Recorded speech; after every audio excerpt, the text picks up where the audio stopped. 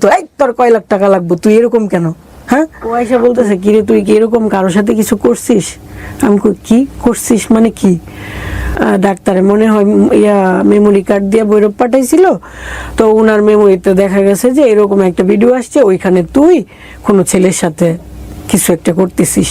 জি, আমার নাম মোসাম্মদ সোমা আক্তার। সোমা আক্তার, আপনার বয়স কত? 30+। 30+। আপনার গল্পটা আমি সামাজিক যোগাযোগ মাধ্যমে প্রচার করব এবং আপনার চেহারাও দেখা যাবে। সমস্ত কিছু জেনে শুনে আপনি গল্পটা এখানে বলতে এসেছেন, জি, এতে আপনার কোনো আপত্তি নাই।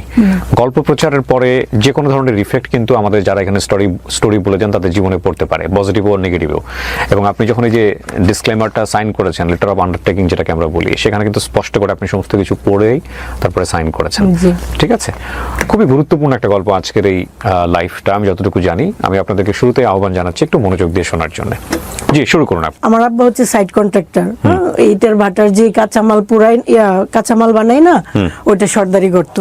আচ্ছা, তো 2-3টা ভাটা একসাথে কাজ করতো, প্রচুর টাকা ইনকাম করতো, কিন্তু মানে একটু অন্য নেশা ছিল, মানে জুয়া খেলতো আর কি। মাঝে মধ্যে দেখা যেত হাতে অনেক টাকা হয়ে গেছে, পরে কোনি নাই, কেউ একজন টান দিয়ে দিছে, জানে যে জাহাঙ্গীর একটু বোকা সুকা, টান দিলে আজকে লাখ টাকা পাওয়া যাবো, টান দিয়ে নিয়ে যাইতো, হুট করে 1-1.5 লাখ টাকা রাত্রের বেলা দিয়ে এসে পড়তো। এগুলো আপনি নিজের চোখে দেখেছেন? কত এমনও বাড়ি ছিল যে একটা বাড়ি আমার আব্বা বানাইছে সেই 1998-97, যে ফকির মানুষ যদি ভিক্ষা নিতে আসতো বলতো উনি কি আমেরিকা থাকে বা আমি ইটালি থাকে, এত সুন্দর ঘর বানাইছিল। আবার দেখা গেল যে উনি বড় ধরনের একটা লস খাইয়ে ফেলছে, মানে ওই যে জোয়া টোয়া খেললা, এটার তো মানুষকে টাকা ফেরত দিতে হবে, এই বাড়ি আবার বিক্রি করে ফেললো। আবার দেখা গেল আমরা ছোট্ট একটা কোনো একটা থাকতেছি, এরকম আম্মা বাপের বাড়ি চলে গেল 6 মাসের জন্য, আমি আমার আব্বার সাথে ছোট ঘরে, মানে লাইফটা আজকে উপরে কালকে নিচে এরকম ভাবে কাটছে আর কি। যাক, তারপরে আমি যখন মেট্রিক পরীক্ষা দিব তখনও আমার আব্বা হুট করে আম্মার সাথে রাগ করে খুঁই যেন চলে গেল। আম্মা খুব কষ্ট করে আমাদেরকে মানে পরীক্ষা দেওয়াইতেছে এইভাবেই আর কি। তো মেট্রিক পাস করলাম, করার পরে একটা গুঞ্জন, হ্যাঁ, আমাদের ঘরের পাশেই 3টা রুম ভাড়া দেওয়া ছিল, আমার কাকারা দিছিল। একটা ডাক্তার ছিল, একটা ওই টেলিফোনে যে কথা বলতো কি যেন বলে বার্তার দোকান, আরেকটা খলিফার দোকান ছিল।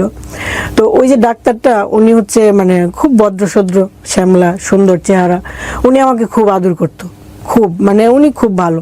যেমন আপনি ধরেন, আপনি যেরকম দেখতে সুন্দর ভালো, আপনারা আমার এজের যেমন তফাৎ, এই টাইপেরই। উনি আমার খুব আদর করতো। উনি বিবাহিত ছিল, 2টা সন্তান ছিল। এখন সবাই ভাবতো যে ওনার সাথে আমার প্রেম, আসলে ওনার সাথে আমার ওইরকম কোনো কিছুই না। আপনি ম্যাট্রিক পরীক্ষা দিয়েছেন এই সময়ের গল্প? হ্যাঁ, যখন পরীক্ষা উনি বিয়ে করে 2 বাচ্চা হয়েছে, তারপরেও আপনাকে নিয়ে সন্দেহ করতো? হ্যাঁ। ওনার ওয়াইফ কোথায় থাকতো?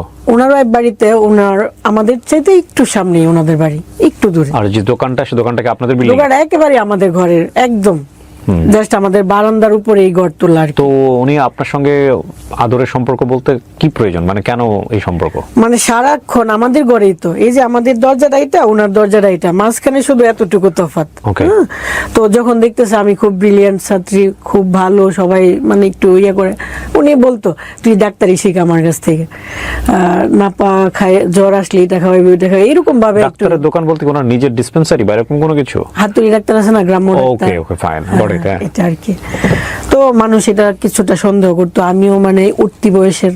তখন আমার ভাইকে সবাই বললো যে ডাক্তার মানে তোমাদের বাড়ির সামনে এখানে দোকান রাখা তো ঠিক না, দিয়ে দো, বাদ দিয়ে দো। তখন আমার কাকারারে বইলে আব্বা দোকানগুলো ছাড়তে বইলা দিছে, ডাক্তারকে সরাই দিছে, ওই বাকিগুলো দোকানও ছাইরা দিছে যাতে কোনো সমস্যা না হয়। উনি চলে গেল, আমি এখান দিয়ে মেট্রিক পাস, ইন্টারমিডিয়েট পরীক্ষা দিয়ে দিছি, রেজাল্ট চলে আসছে।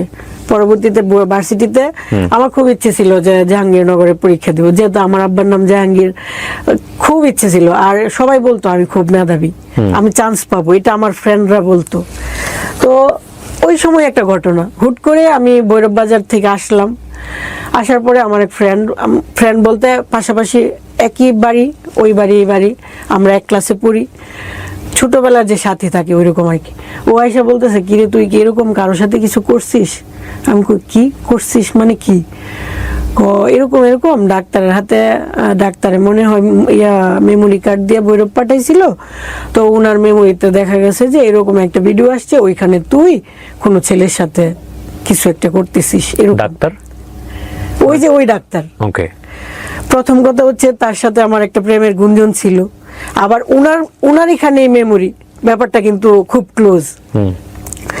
তারপর আমি অবাক যে কি, আসলে তখন আমার ওইরকম কিছুই না। আমি যখন জানি আমার কিছু না, তখন তো আমি অবাক হব। আমি অবাক হলাম, হওয়ার পরে আমি কি তাড়াতাড়ি গেলাম ওই ডাক্তারের কাছে। আমি আপনার কাছে বলে কি আছে দেখান তো। হ্যাঁ, উনি খুব খুশি মনে দেখাইতেছে যে দেখা যাচ্ছে যে আমার মতো চেহারা, সেম আমার মতো চেহারা, কিন্তু আমি হাসলে সুন্দর লাগে না। কত বছর আগের গল্প এটা? এটা 2011। 13 বছর, 14 বছর আগের গল্প। জি জি। তো 14 বছর আগের ইন্টারনেট বা মেমোরি কার্ড সিস্টেমের জায়গাটা কেমন ছিল এটা কিন্তু আপনাদের একটু রিয়েলাইজ করতে হবে। এখন যেরকম কোনো একটা কিছু ভাইরাল হলে এটার যেরকম ফ্যাক্ট চেকিং একটা ব্যবস্থা থাকে, 11, 12, 13, 14 বছর আগে কিন্তু ওরকম ফ্যাক্ট চেকিং কোনো ব্যবস্থা ছিল না। ঠিক আছে, এটা একটু মাথায় রাখতে হবে। জি। তারপর ওনাকে জিজ্ঞেস করলাম, উনি ভাই করে দিল, এই যে দেখ, হ্যাঁ আমি দেখতেছি চেহারা আমার মতো, কিন্তু আমি হাসলে সুন্দর লাগে না। ওইখানে মেয়েটা হাসতেছে, খুব সুন্দর লাগতেছে। এমনকি ওর কানে একটা রিং টাইপের পরানো ছিল, আর গলায় একটা নেকলেস টাইপের, চেন টাইপের আর কি। কিন্তু আমার লাইফে কখনো, হ্যাঁ, এখন আমি মাঝে মধ্যে একটা সুন্দর দুল পরি, লিপস্টিক দিই, তখন একেবারেই না। আমি তো অবাক যে এরকম জুয়েলারি তো আমি কখনো পরি নাই। হ্যাঁ, এটা তো আমি তো বুঝতেছি, আমি অবাক হয়ে গেলাম। মানে ওইখানে এমন কোনো সিনও না যে হয়ে গেছে বা এরকম কিছু না। জাস্ট মনে হচ্ছে মেয়েটা এই যে আমার সামনে ক্যামেরাটা দাঁড় করানো, আমি ক্যামেরায় দাঁড়ানো, আমার শরীরে কোনো কাপড় নেই, আমি এরকম ভাবে আমার শরীরের উপরে হাত দিচ্ছি। ওকে। পেছন থেকে একটা ছেলে এসে জাস্ট আমাকে এভাবে ধরছে। ওই ছেলেটা কি ডাক্তার? না, ওই ছেলের কোনো মুখ নাই, কিছু নাই, জাস্ট মনে হচ্ছে একটা ছেলে পেছন থেকে আসতেছে। হ্যাঁ, তো 1 মিনিট 18 সেকেন্ড, এরপরে আর কিছু নাই, এতটুকুই। কিন্তু আমি তো জানতেছি এরকম তো কখনোই কিছু না, মনে হচ্ছে একটা বাথরুম টাইপের ছোট্ট একটা রুম, এরকম কিছু একটা। তো ওই দিন মানে এত কাঁদছি যে বলার বাইরে, যে কি হয়েছে, এটা কি। আসলেই তো আমি এমন কিছু করি নাই। ধরেন আমি আপনার সাথে কিছু করলাম, আমি তো জানবো যে ওই রুমটা কেমন ছিল, বা ওই দিন রাত বা দিন কি ছিল। আসলে তো এমন কিছুই হয় নাই, এটা কিভাবে সম্ভব? কিন্তু আমি দেখতেছি চেহারাটা আসলেই আমার মতো। হ্যাঁ, তারপর আমি আসলাম, আইসা কান্নাকাটি করতেছি। আমার যে বেস্ট ফ্রেন্ড, হ্যাঁ, উনি আবার ওনার বাড়ির সামনে দিয়ে আসতেছি কান্না করে, উনি পেছন আসছে, কি হয়েছে তুই এমনি কান্দাছিস কেন? আমি আন্টি এমন হয়েছে। আমি তো আসলে এরকম, তুমি তো জানো, তুমি সব জানো, এরকম তো কখনোই না। আম্মা আসছে, আম্মারে বললাম, মানে আমি কান্নার জন্য বলতে পারতেছি না। পরে আমার আম্মা কি করছে, আমার আম্মা বুঝে নাই তৎক্ষণাৎ কি করবে, আমার আব্বারে বলছে। বলার পরে আমার আব্বা তো দা বুটি নিয়ে গেছে, ডাক্তারের মায়েরা ফেলবো। তখন পুরো এলাকা হাসতেছিল কেন?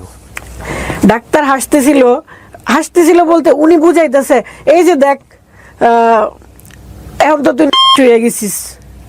মানে ডাক্তার আপনাকে কষ্ট করতে চাইবে কেন? যে ডাক্তার এত আপনার সঙ্গে ভালো সম্পর্ক, সে আপনার না, আমি এখনো বলতেছি, যেহেতু এটা ভিডিও সবাই দেখবে, ডাক্তার কখনোই খারাপ লোক না, উনি খুবই ভালো, ভদ্র, হ্যাঁ, ইনোসেন্ট খুব। কিন্তু উনি চাচ্ছে কি, উনি বুঝাইতেছে যে যেহেতু ভিডিওটা হয়েছে, তার মানে আমি এমন কিছু করছি আর আমি হয়ে গেছি, আমি ভালো না। উনি বুঝাইতেছে যে তোরে তো আর কেউ বিয়ে করবো না, আচ্ছা ঠিক আছে আমি তোরে বিয়ে করবো। মানে এটা কি, আপনার সঙ্গে যদি সম্পর্ক না থাকে, এখানে কয়েকটা বিষয় আছে, বিষয়গুলো যুক্তিতে আসতে হবে। প্রথম কথা হচ্ছে, আপনার সঙ্গে যদি এরকম সম্পর্ক না থাকে, হুট করে তো উনি আপনাকে এরকম একটা ভিডিও দেখায় ব্ল্যাকমেইল করতে পারে না, যুক্তিতে আসতে হবে। নাম্বার 1। নাম্বার 2 হচ্ছে যে এই ভিডিওটা, খবরটা ডাক্তার আপনাকে দেখায়নি, খবরটা দিয়েছে অন্য আরেকজন, হ্যাঁ ওই মেয়ে, তাই না? ওই মেয়েটা জানলো কিভাবে? ওই মেয়েটা প্রথমে এসে আমাকে বলছে যে মেমোরিটা আমি দিছিলাম ভৈরবে। মেমোরিটা ওই মেয়ে দিছিল। ওই মেয়েটা ভৈরবে কিভাবে? মানে ওই যে ডাক্তার যে গাড়ি দিয়ে প্রতিনিয়ত আসা যাওয়া করে, ওষুধ মেডিসিন আনে, ওই ড্রাইভারের কাছে নাকি দিছে। ড্রাইভারের কাছে কেন দিবে ওনার মেমোরিটা? মানে দিছে মূলত ডাক্তার। কেন দিবে? মানে আমি আমার মেমোরি কার্ডটা আমার ড্রাইভারের কাছে কেন দিব? মানে যুক্তিতে আসি আর কি বিষয়টা। আমার তো ব্যক্তিগত একটা জিনিস মেমোরি কার্ড, আমি তো এটা আমার ড্রাইভারের কাছে দিতে পারি না, দেওয়ার কথা না। কিন্তু তাদের কথা ভাষ্যমতে এটা। ওই মেয়েটা জানলো কিভাবে? ওই মেয়েটার সাথে ডাক্তারের কি সম্পর্ক? আর এই মেয়েটার সাথে আপনার কি সম্পর্ক? যে মেয়েটা আপনাকে তথ্যটা দিয়েছে। ওই মেয়েটা আমার ক্লাসমেট, আমরা একসাথে পড়াশোনা করছি। ওকে। চাচাতো বোন, জ্যাঠাতো বোন। ওকে।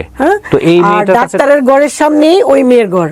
ডাক্তার যেখানে আবার নতুন ঘর নিছে, ওর সামনের বিল্ডিংটাই ওদের বিল্ডিং। তো ওই মেয়েটা জানলো কিভাবে এরকম একটা ব্যক্তিগত ভিডিওর কথা? হয়তো বা ডাক্তার জানাইছে কি গো ইমন ইমন দেখলাম তোর বান্ধবীরে কই গিয়া, এরকম হইতে পারে আমার যেটা ধারণা। আপনি ওকে জিজ্ঞেস করবেন না এত বড় একটা তথ্য এত বড় তুমি জানলে কিভাবে? হ্যাঁ হ্যাঁ, ও তো এটাই বলছে। ও আমারে প্রথম বলছে যে ও মোবাইলটা পাঠাইছে, যে কিন্তু আমি যখন আমার বাইরে বললাম, আমার ভাই বলতেছে যে একটা অবিবাহিত মেয়ে। হ্যাঁ, আপনি ভাইয়ের প্রসঙ্গে পরে আসেন, আপনার বাবা দা নিয়ে মারতে গেছে, ওই জায়গাটা থেকে আমি যাব। কিন্তু একটা জিনিস হচ্ছে কি, গল্পের কিছু গাঁথনি থাকে। জি হ্যাঁ, গল্পের গাঁথনির জায়গাতে আপনি যদি উপযুক্ত উত্তর দিতে না পারেন, আপনি যে কারণে এসেছেন আপনি সেই জায়গাতে সমালোচিত হবেন। এবং সেটা কিন্তু আপনি জেনে শুনে, আমার কাজ প্রশ্ন করা, এবং সেই প্রশ্নের কোয়ারিটা জনগণের জায়গা থেকে যেভাবে আসবে সেভাবেই করা। কারণ আপনি বলতে চাচ্ছেন যে এইসব ঘটনার মধ্যে আপনি জড়িত ছিলেন না, তাই তো? পুরো ঘটনাটা আপনি যেভাবে বলছেন সেটাই সত্য। এখন কথা হলো যে যুক্তি থাকতে হবে। তো এত বড় একটা ঘটনা ঘটে যাচ্ছে, চাচাতো ভাই বোন যদি এসে আমাকে বলে যে তোর এরকম একটা জিনিস দেখলাম, তাহলে প্রথম কোয়ারি হবে যে তুই কই দেখছিস, কার কাছ থেকে পেলি? আপনি করছিলেন এই প্রশ্নটা? হ্যাঁ বলছি। সে কি বলছে? সে বলছে যে আমি পাঠাইছিলাম তো এখন মেমোরিটা ডাক্তারের কাছে আছে। আমি পাঠাইছিলাম বলতে? ও নাকি মেমোরি দিছে গান টান উঠায় দেওয়ার জন্য। কে? আগে তো মেমোরি পাঠাইতো মানুষ গান বইরা দেওয়ার জন্য, ছবি বইরা দেওয়ার জন্য। ডাক্তার? না না, আমার ওই যে বান্ধবী। হ্যাঁ হ্যাঁ, বান্ধবী মেমোরি দিয়েছে গান ভরে দেওয়ার জন্য। তারপরে দেখেছে ওইখানে এটা ঢুকে গেছে এরকম ভাবে। এইখানে ডাক্তার একটা ভিডিওটা দিয়ে দিয়েছে। কে দিয়েছে সেই ভিডিও? মানে ওই যে দোকান থেকে ভিডিও দিয়ে দিয়েছে। দোকানে গিয়ে আপনারা জিজ্ঞেস করবেন না যে তুমি ভিডিওটা আরেকজনকে দিলা কেন?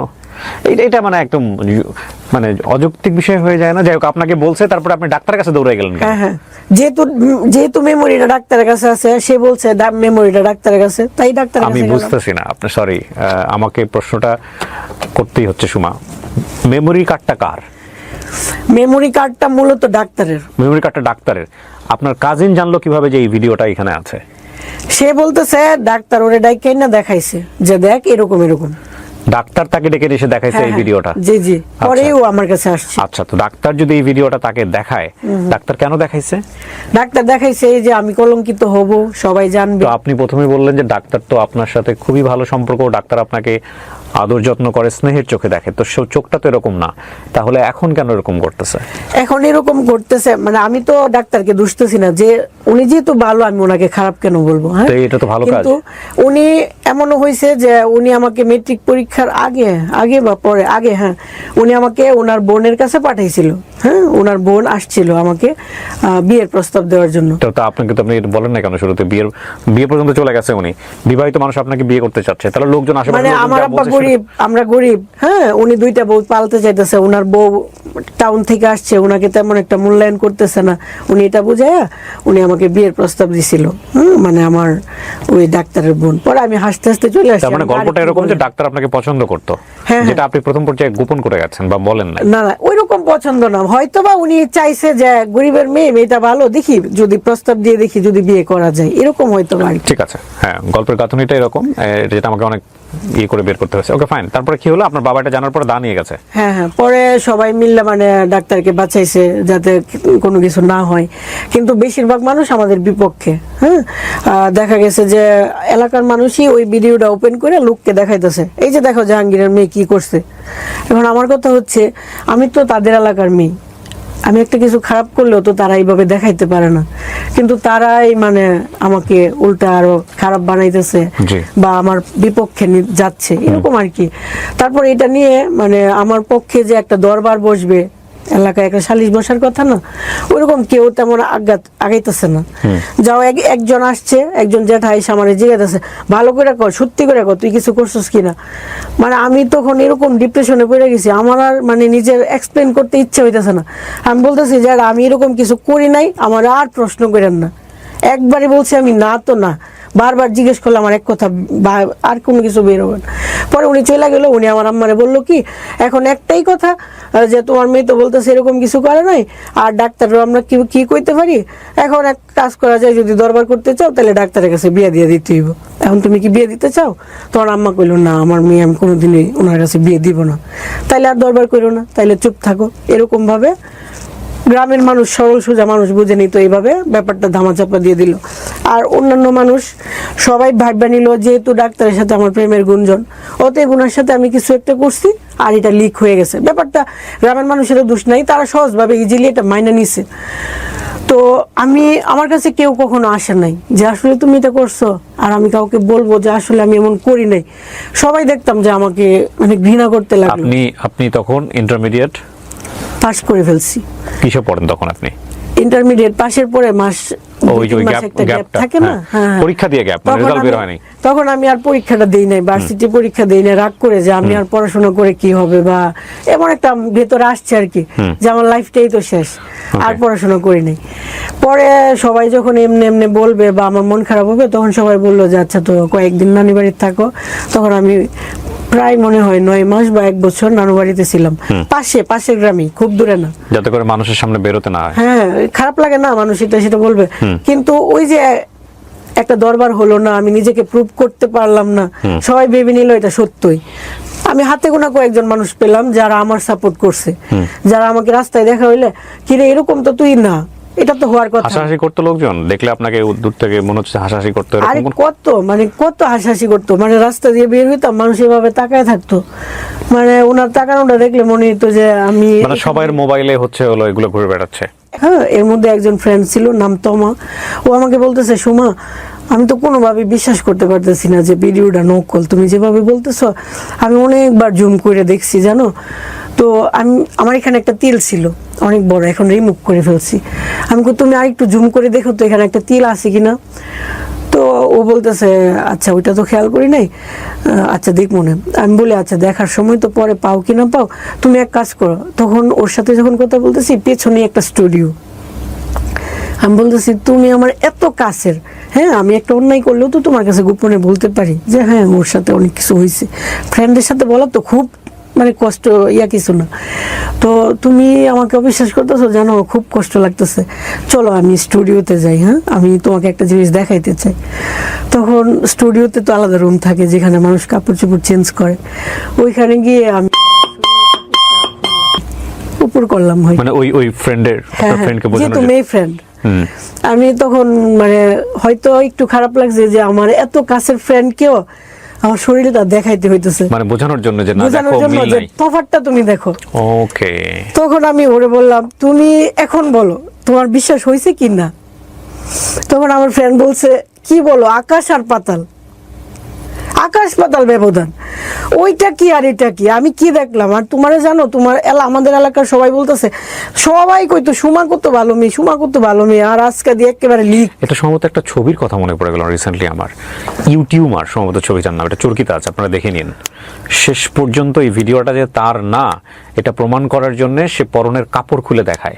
এখানে অভিনয় করেছিল বিখ্যাত একজন সিঙ্গার, রাইট নাও নাম মনে করতো, এটা আদনান আল রাজীবের ছবি সম্ভবত, ইউটিউবার, যদি সুযোগ হয় আপনারা দেখে নিন। হ্যাঁ, এখানে আফ্রিদি অভিনয় করেছে, আরো ওই যে রিসেন্টলি খুব ভালো করছে গানে, আমার নাম মনে রাখতে খুব সমস্যা হয়, খালিদ হাসান মিলুর ছেলে, না জেফার না, খালিদ হাসান, প্রীতম অভিনয় করেছে আমি যদি ভুল না করে থাকি। সো এই যে এই ইউটিউবার ছবিটা আপনারা দেখে নিন, লাস্টের সিনে গিয়ে উনি যে এটা না এটা প্রমাণ করার জন্য নিচের শরীরের কাপড় খুলে দেখায় দেয় লাইভে যে দেখ এটা আমি না। হ্যাঁ, সো এই যে বিষয়টা দেখেন কত মিল, মানুষের জীবন আর ছবি কত মিল। হ্যাঁ, ওকে, তারপর তখন মানে আমার বান্ধবী মানে ওই যে আগে ভালোবাসতো ওইটা আবার ফেরত আসলো, যে এখন আমার বিশ্বাস হয়েছে। আমি এতদিন শুধু ভাবতাম সুমা কি করে এটা করলো, মানে ও আমাকে সবসময় বলতো হ্যাঁ যে প্রেম করো না তুমি, এত সরল সোজা, এত বোকা। হ্যাঁ, আজকে এত বড় একটা ঘটনা, মানে ব্যাপারটা অদ্ভুত লাগতো। তো আজকে আমি বিশ্বাস করলাম। ও তারপর থেকে যেন ওর সাথে মনের মিলটা আরো বাড়লো। হ্যাঁ, ও ফাইনালি বিশ্বাস করলো। কিন্তু ভেতরে ভেতরে একটা কষ্ট রয়ে গেল যে আমি না একটা ফ্রেন্ডকে দেখাইছি, আমি পুরো এলাকার মানুষকে কি দেখাইতে পারছি, ভেরি ইম্পর্টেন্ট। ভেতরে রয়ে গেল কথাটা। আমার খুব ইচ্ছে হইতো একটা দরবার বসতো, আমি ওইখানে আগুন থাকতো, আমি আগুনে দাঁড়াইতাম, বলতাম এই যে আমার সতীত্ব তোমরা প্রমাণ করো বা কিছু করো, কিন্তু আমার পাশে কেউ দাঁড়ায় নাই। এরকম হয়েছে। হওয়ার পরে আমি এই যে নানু বাড়িতে আসা যাওয়া করতাম, থাকতাম, এর মাঝখানে আবার ডেস্টিনি, হ্যাঁ D2K, যেটা একজনে আয়সা অফার করলো যে দেখো তোমার লাইফটা তো এরকম হয়ে গেছে, বাসায় বসে থাকো, চলো এটা করো। লেখাপড়া তখন একদম অফ করে দিয়েছেন? হ্যাঁ, এই ঘটনার পরে লেখাপড়া অফ হয়ে গেল। হ্যাঁ, আমি আর করি নাই, ইচ্ছে করি নাই। পরে D2K তে জয়েন করলাম, করার পরে D2K তে জয়েন করলে কিন্তু এখানে যেতে হয়। D2K কি? ডেস্টিনি 2000 লিমিটেড, যেটা MLM কোম্পানি। ওকে, এখানে ওখানে যাইতে হয়। তো কাজের প্রয়োজনে অনেকদিন পর নিজের এলাকায় ঢুকলাম। এলাকায় তো আসি না, খারাপ লাগে। নানুর বাড়িতে থাকতেন? হ্যাঁ হ্যাঁ, লোকে এইভাবে তাকায় থাকে। যেদিন প্রথম ঢুকছি এলাকায়, আমার সাথে কেউ কথা বলে না তেমন একটা, যারা আগে খুব ভালোবাসতো তারাও না। তো আমাদের ইব্রাহিমপুর বাজার আছে, ওই বাজারে একটা ডাক্তার আছে, চপল ডাক্তার। হ্যাঁ, চপল ডাক্তার না হঠাৎ করে আমার বলতেছে, কি গো বোন, কেমন আছো তুমি, ভালো আছো? মানে ওই দিন না, সত্যি কথা, মানে আমার ইচ্ছে হয়েছিল যে নতুন করে বাচ্চার যে কেউ আমাকে ভালোবাসছে, মানে এত খুশি হয়েছি আমি বলার বাইরে, যে আমাকে সবাই ঘৃণা করতেছে আর উনি আমাকে যে ডাক দিচ্ছে, আমি এত খুশি হয়েছি যে বলার মতো না। এরপরে আস্তে আস্তে নিজের এলাকায় আসলাম, কে কি বললো দেখলাম না, মানুষ হাসাহাসি করতেছে, মাঝে মধ্যে ডায়েরিতে লিখতাম। এমন হয়তো আমি হাঁটতেছি, লোকটা আরেকজনের সাথে কথা বলতেছে, কথার ফাঁকে বলতেছে, কিরে রবিন, আয় দেখে যা, 12 বেলা মালাইছে। আশ্চর্য হয়ে গেলাম, মানে কি বলতেছে 12 বেলা, সে তো বহুত কথা। একটা মানুষের সাথে প্রেম করা এক ব্যাপার, আর 12 বেলার কত বড় কথা। আমি আকাশের দিকে তাকিয়ে থাকতাম, পানিগুলো পড়তে দিতাম না, মানে আমি খুব কান্না কম করার চেষ্টা করতাম। মানে এমনও হইতো যে আমি যাদের বাড়িতে যাই পড়াশোনা করতাম, যে সেও ক্লাসমেট আমিও ক্লাসমেট, একসাথে পড়তাম, 2-3টা বাড়ি পার হইলেই তাদের বাড়ি, ওর বাড়িতে যাই পড়তাম। ওর বাড়িতে যখন 1 বছর পরে গেলাম, পাশে ওর বাড়ির আশেপাশের মেয়েরা কিন্তু আমাকে চিনে, যে এটা সানজিদার বান্ধবী। ওই মেয়েটা দেখে আমাকে এমন ভাবে হাসতেছে, মানে বাংলার সানি লিওন আসছে, হাসতেছে, হাসি দেখে আমার মানে আর হাঁটতে ইচ্ছে হইতেছে না। মানে যে মানুষটা আগে আসলে বলতো ভালো আছেন, কি করেন, সে এখন এমন ভাবে হাসতেছে। তারপরে আমি রাস্তা দিয়ে গেলে অনেকে বলতো, তোমার ফোন নাম্বারটা দেও তো। কোনো কথা নেই, বার্তা নেই, ডিরেক্টলি ডিরেক্ট। আমি ইচ্ছে করে দিছি। কেন দিছি? কারণ ভিতরে কিছু কথা জমা থাকুক, সে কি বলতে চায় আমি দেখি। আমার আব্বার চাইতে হয়তো 5 বছরের বড়, জ্যাঠা লাগে আশপাশ এলাকার। ফোন দিছে, হ্যাঁ জ্যাঠা, নাম্বার নিছিলেন কেন, কি বলবেন? আসো না একদিন রাত্রে আমাদের বাসায়। আপনাদের বাসায় রাত্রে কেন, কি বলেন এগুলো? বুঝো না? কখনোই কাউরে গালাগালি করি নাই। আর ভাবতাম কি, আমি যদি নেক্সট টাইম আরো খুব ভালোভাবে চলাফেরা করি, তাহলে একটা সময় মানুষ ভাববে যে না, মেয়েটা তো আগেও দেখতাম ভালো, এখনো ভালো, তার মানে যে ঘটনাটা ঘটছে এটার জন্য ও হয়তো বা দায়ী না। কিন্তু এর মধ্যে আবার এটাও হয়েছে, খুব ইচ্ছে হয়েছে যে আমি খারাপ হয়ে যাই, মানুষের কথা সহ্য হইতেছে না। তখন মনে হইতেছে ভালো হয়েও তো আমি খারাপ শুনতেছি, তাহলে আমি খারাপ হয়েই শুনি। মাঝে মধ্যে এমন হইতো, আবার মাথা ঠান্ডা হয়ে যেত। তখন আমার ছোট মামি আমাকে একটা ব্রাক স্কুলে টিচারে নিয়ে দিল আর কি। 5 মাস করার পরে আমার বিয়ে ঠিক হইলো। ওই ঘটনার 3 বছর পরে আমার বিয়ে হয়েছে সাতক্ষীরা ডিস্ট্রিক্ট। এখন কথা আসতে পারে যে এত দূরে কেন বিয়ে হইলো। উনি হচ্ছে এই এলাকাতেই, আমাদের নরসিংদী ডিস্ট্রিক্টেতে আগুন মিস্ত্রির সর্দার। আমার আব্বা হচ্ছে ইট কাঁচা বানাই লেবার দিয়ে, আর উনি হচ্ছে লেবার দিয়ে এটা পুরাই। আচ্ছা আচ্ছা, ওকে। হ্যাঁ, তো আমার আব্বা ওনাকে 2-3টা কাজ নিয়ে দিছে, ভালো ছিল। ওই সূত্রে পরিচয় আর কি। হ্যাঁ, যেদিন বিয়ে হয়েছে এদিনই আমাদের এলাকার মানুষ ওর নাম্বার নিয়ে এগুলো বলছে, কিন্তু ও আমাকে এগুলো বলে নাই। কিন্তু আমার ভেতর থেকে কেন জানি মনে হইতেছে যে আমার হাজবেন্ডকে আমার এটা বলা দরকার। বিয়ের 3 দিন পরে আমি বলতেছি, আপনি আমাকে একটু সময় দিবেন, আমি আপনাকে একটু কথা বলতে চাই।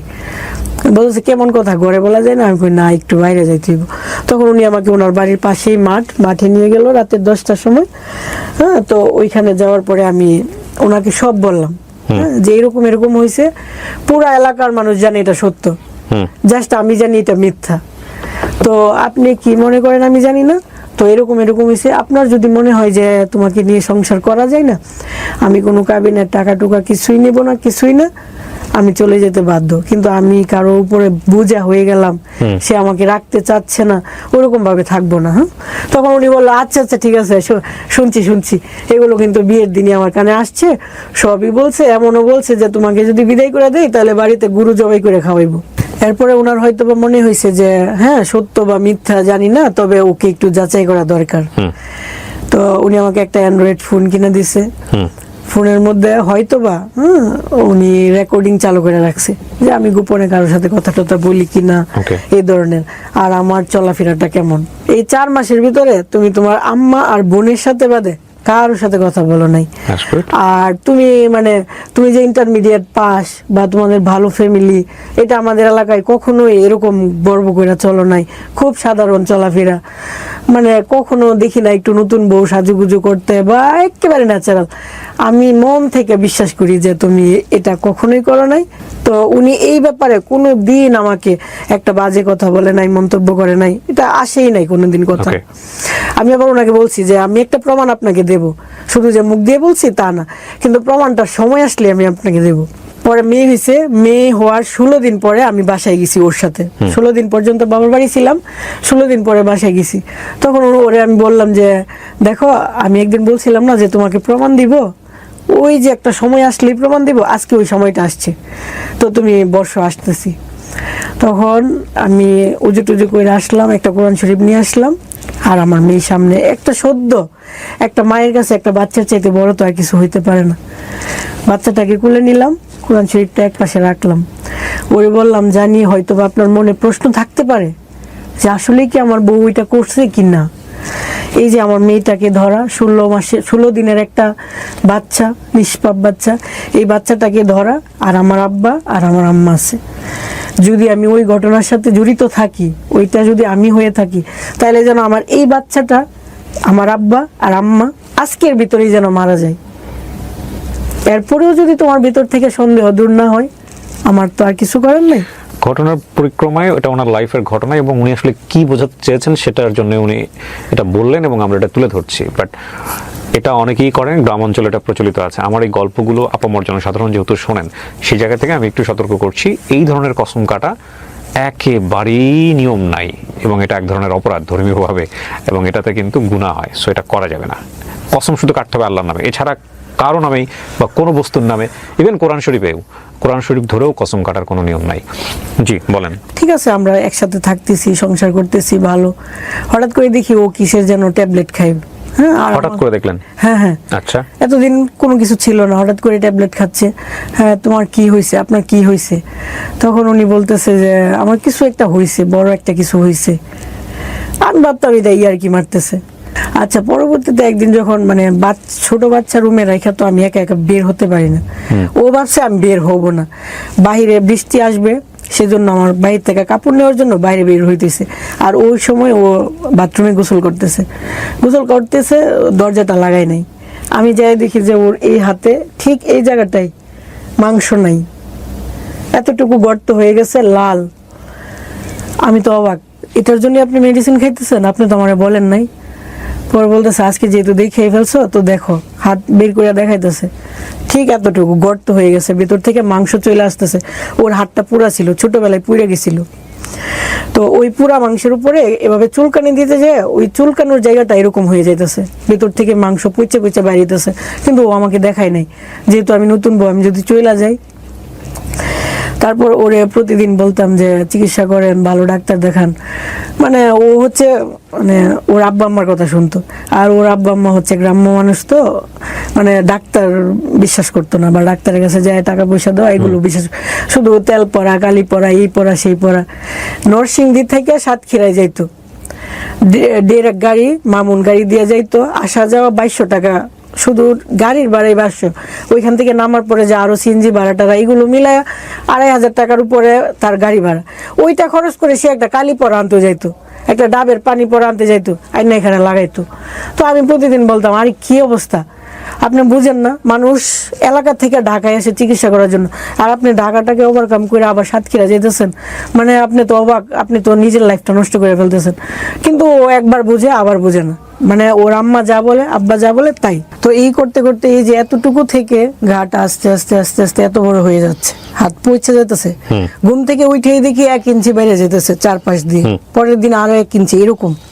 কিন্তু ওরে কোনোভাবে বুঝাইতে পারি না। যাক, অনেক কিছু বুঝে ডাক্তারের কাছে নিলাম, তখন ডাক্তার বললো যে আরে তোমার তো অনেক সমস্যা, তুমি তো কয়দিন পরে ক্যান্সার হয়ে যাবে, তুমি কেন চিকিৎসা করতেছো না? বুঝাই টুজাই দিল যে তোমার হাঁটুর থেকে মাংস না এখানে লাগাই দিব, তুমি ঢাকা সমরিতাতে আসো, এরকম। বলার পরেও আবার ওই মার কথা, আবার ওই বনাতি চিকিৎসা এটা সেটা করতে করতে একটা পর্যায়ে ওর হাত পুরোটা এখান থেকে নিয়ে এতটুকু পুরো হাত মনে হচ্ছে যে ভিতরে পোকা হয়ে যাচ্ছে, এরকম একটা অবস্থা। যখন একেবারে ও ক্যান্সারের পর্যায়ে চলে আসছে, এমন জ্বর আসছে যে ডাক্তার আনার পরে ডাক্তার বলতেছে আরে কি বলেন, এই রুগী আমরা ধরবো, তাড়াতাড়ি ঢাকা নিয়ে যান। পরে অ্যাম্বুলেন্স নিয়ে ভোরবেলা ঢাকা গেলাম মহাখালী ক্যান্সার হাসপাতালে। পরে ডাক্তার দেখে বলতেছে আর এটা তো অলরেডি ক্যান্সার হয়ে গেছে, আমরা টেস্ট না করেও বলতে পারি। এরকম একটা রোগী নিয়ে আসছো কেন, তুমি তো শিক্ষিত মনে হচ্ছে, তোমাকে দেখে চালাক মনে হচ্ছে। তো আমি বললাম যে এরকম এরকম, আমার কথা আসলে কোনো কিছু শুনে না। যাক, পরে ওনারা ট্রিটমেন্ট করলো, মানে ভর্তির জন্য ওনারা অনেক করলো যে এরকম একটা রোগী ওয়েট করানো যাবে না, তোমাকে যেভাবে হোক আমি একটা সিটের ব্যবস্থা করে দিচ্ছি। ওই ডাক্তারের বাড়ি আবার নরসিংদী ডিস্ট্রিক্ট, সেজন্য উনি আমার প্রতি আরেকটু হয়তো বা সদয় হয়েছে। তো খুব তাড়াতাড়ি সিট পেয়ে গেছি। সিট পাওয়ার পরেও 2 দিন পরে উনি আবার বাড়ির থেকে ফোন দিছে, বাবা ডাক্তার দেখাইস না, ডাক্তার দেখাইলে কিন্তু মানুষ বাঁচে না। আবার উনি আমার বলতেছে অ্যাম্বুলেন্স ভাড়া করো, আমি বাড়ি চলে যাবো। পুরো হাতের মাংসগুলো কেটে ফেলে এখান থেকে চামড়াই না এখানে লাগাইছে, শুধু হাড্ডিটা ছিল। তারপরে বললো তাড়াতাড়ি মাছ মাংস খাওয়ানোর জন্য। অনেক খাওয়ানোর পরে এখানে সুন্দর হয়ে গেছে হাতটা। তখন ও এত খুশি, আমাকে বলতেছে ধন্যবাদ দিতেছে যে তোমার কথাটা যদি আগে শুনতাম তাহলে এরকম হইতো, কষ্ট পেতাম না। হ্যাঁ। পরে 15 দিন পরে এখান থেকে আবার ফুসকা, এই যে ফুসকা পড়ে না, তেল তেল পড়লে যেরকম এরকম হয়ে যায়। ডাক্তারকে ফোন দিলাম, ডাক্তার বলতেছে হ্যাঁ আমরা যা মাইন্ড করছি তাই হয়েছে, আচ্ছা তুমি আবার নিয়ে আসো। আবার আসলাম, আবার চেকিং, আবার টেস্ট, এই করতে করতে আবার অপারেশন।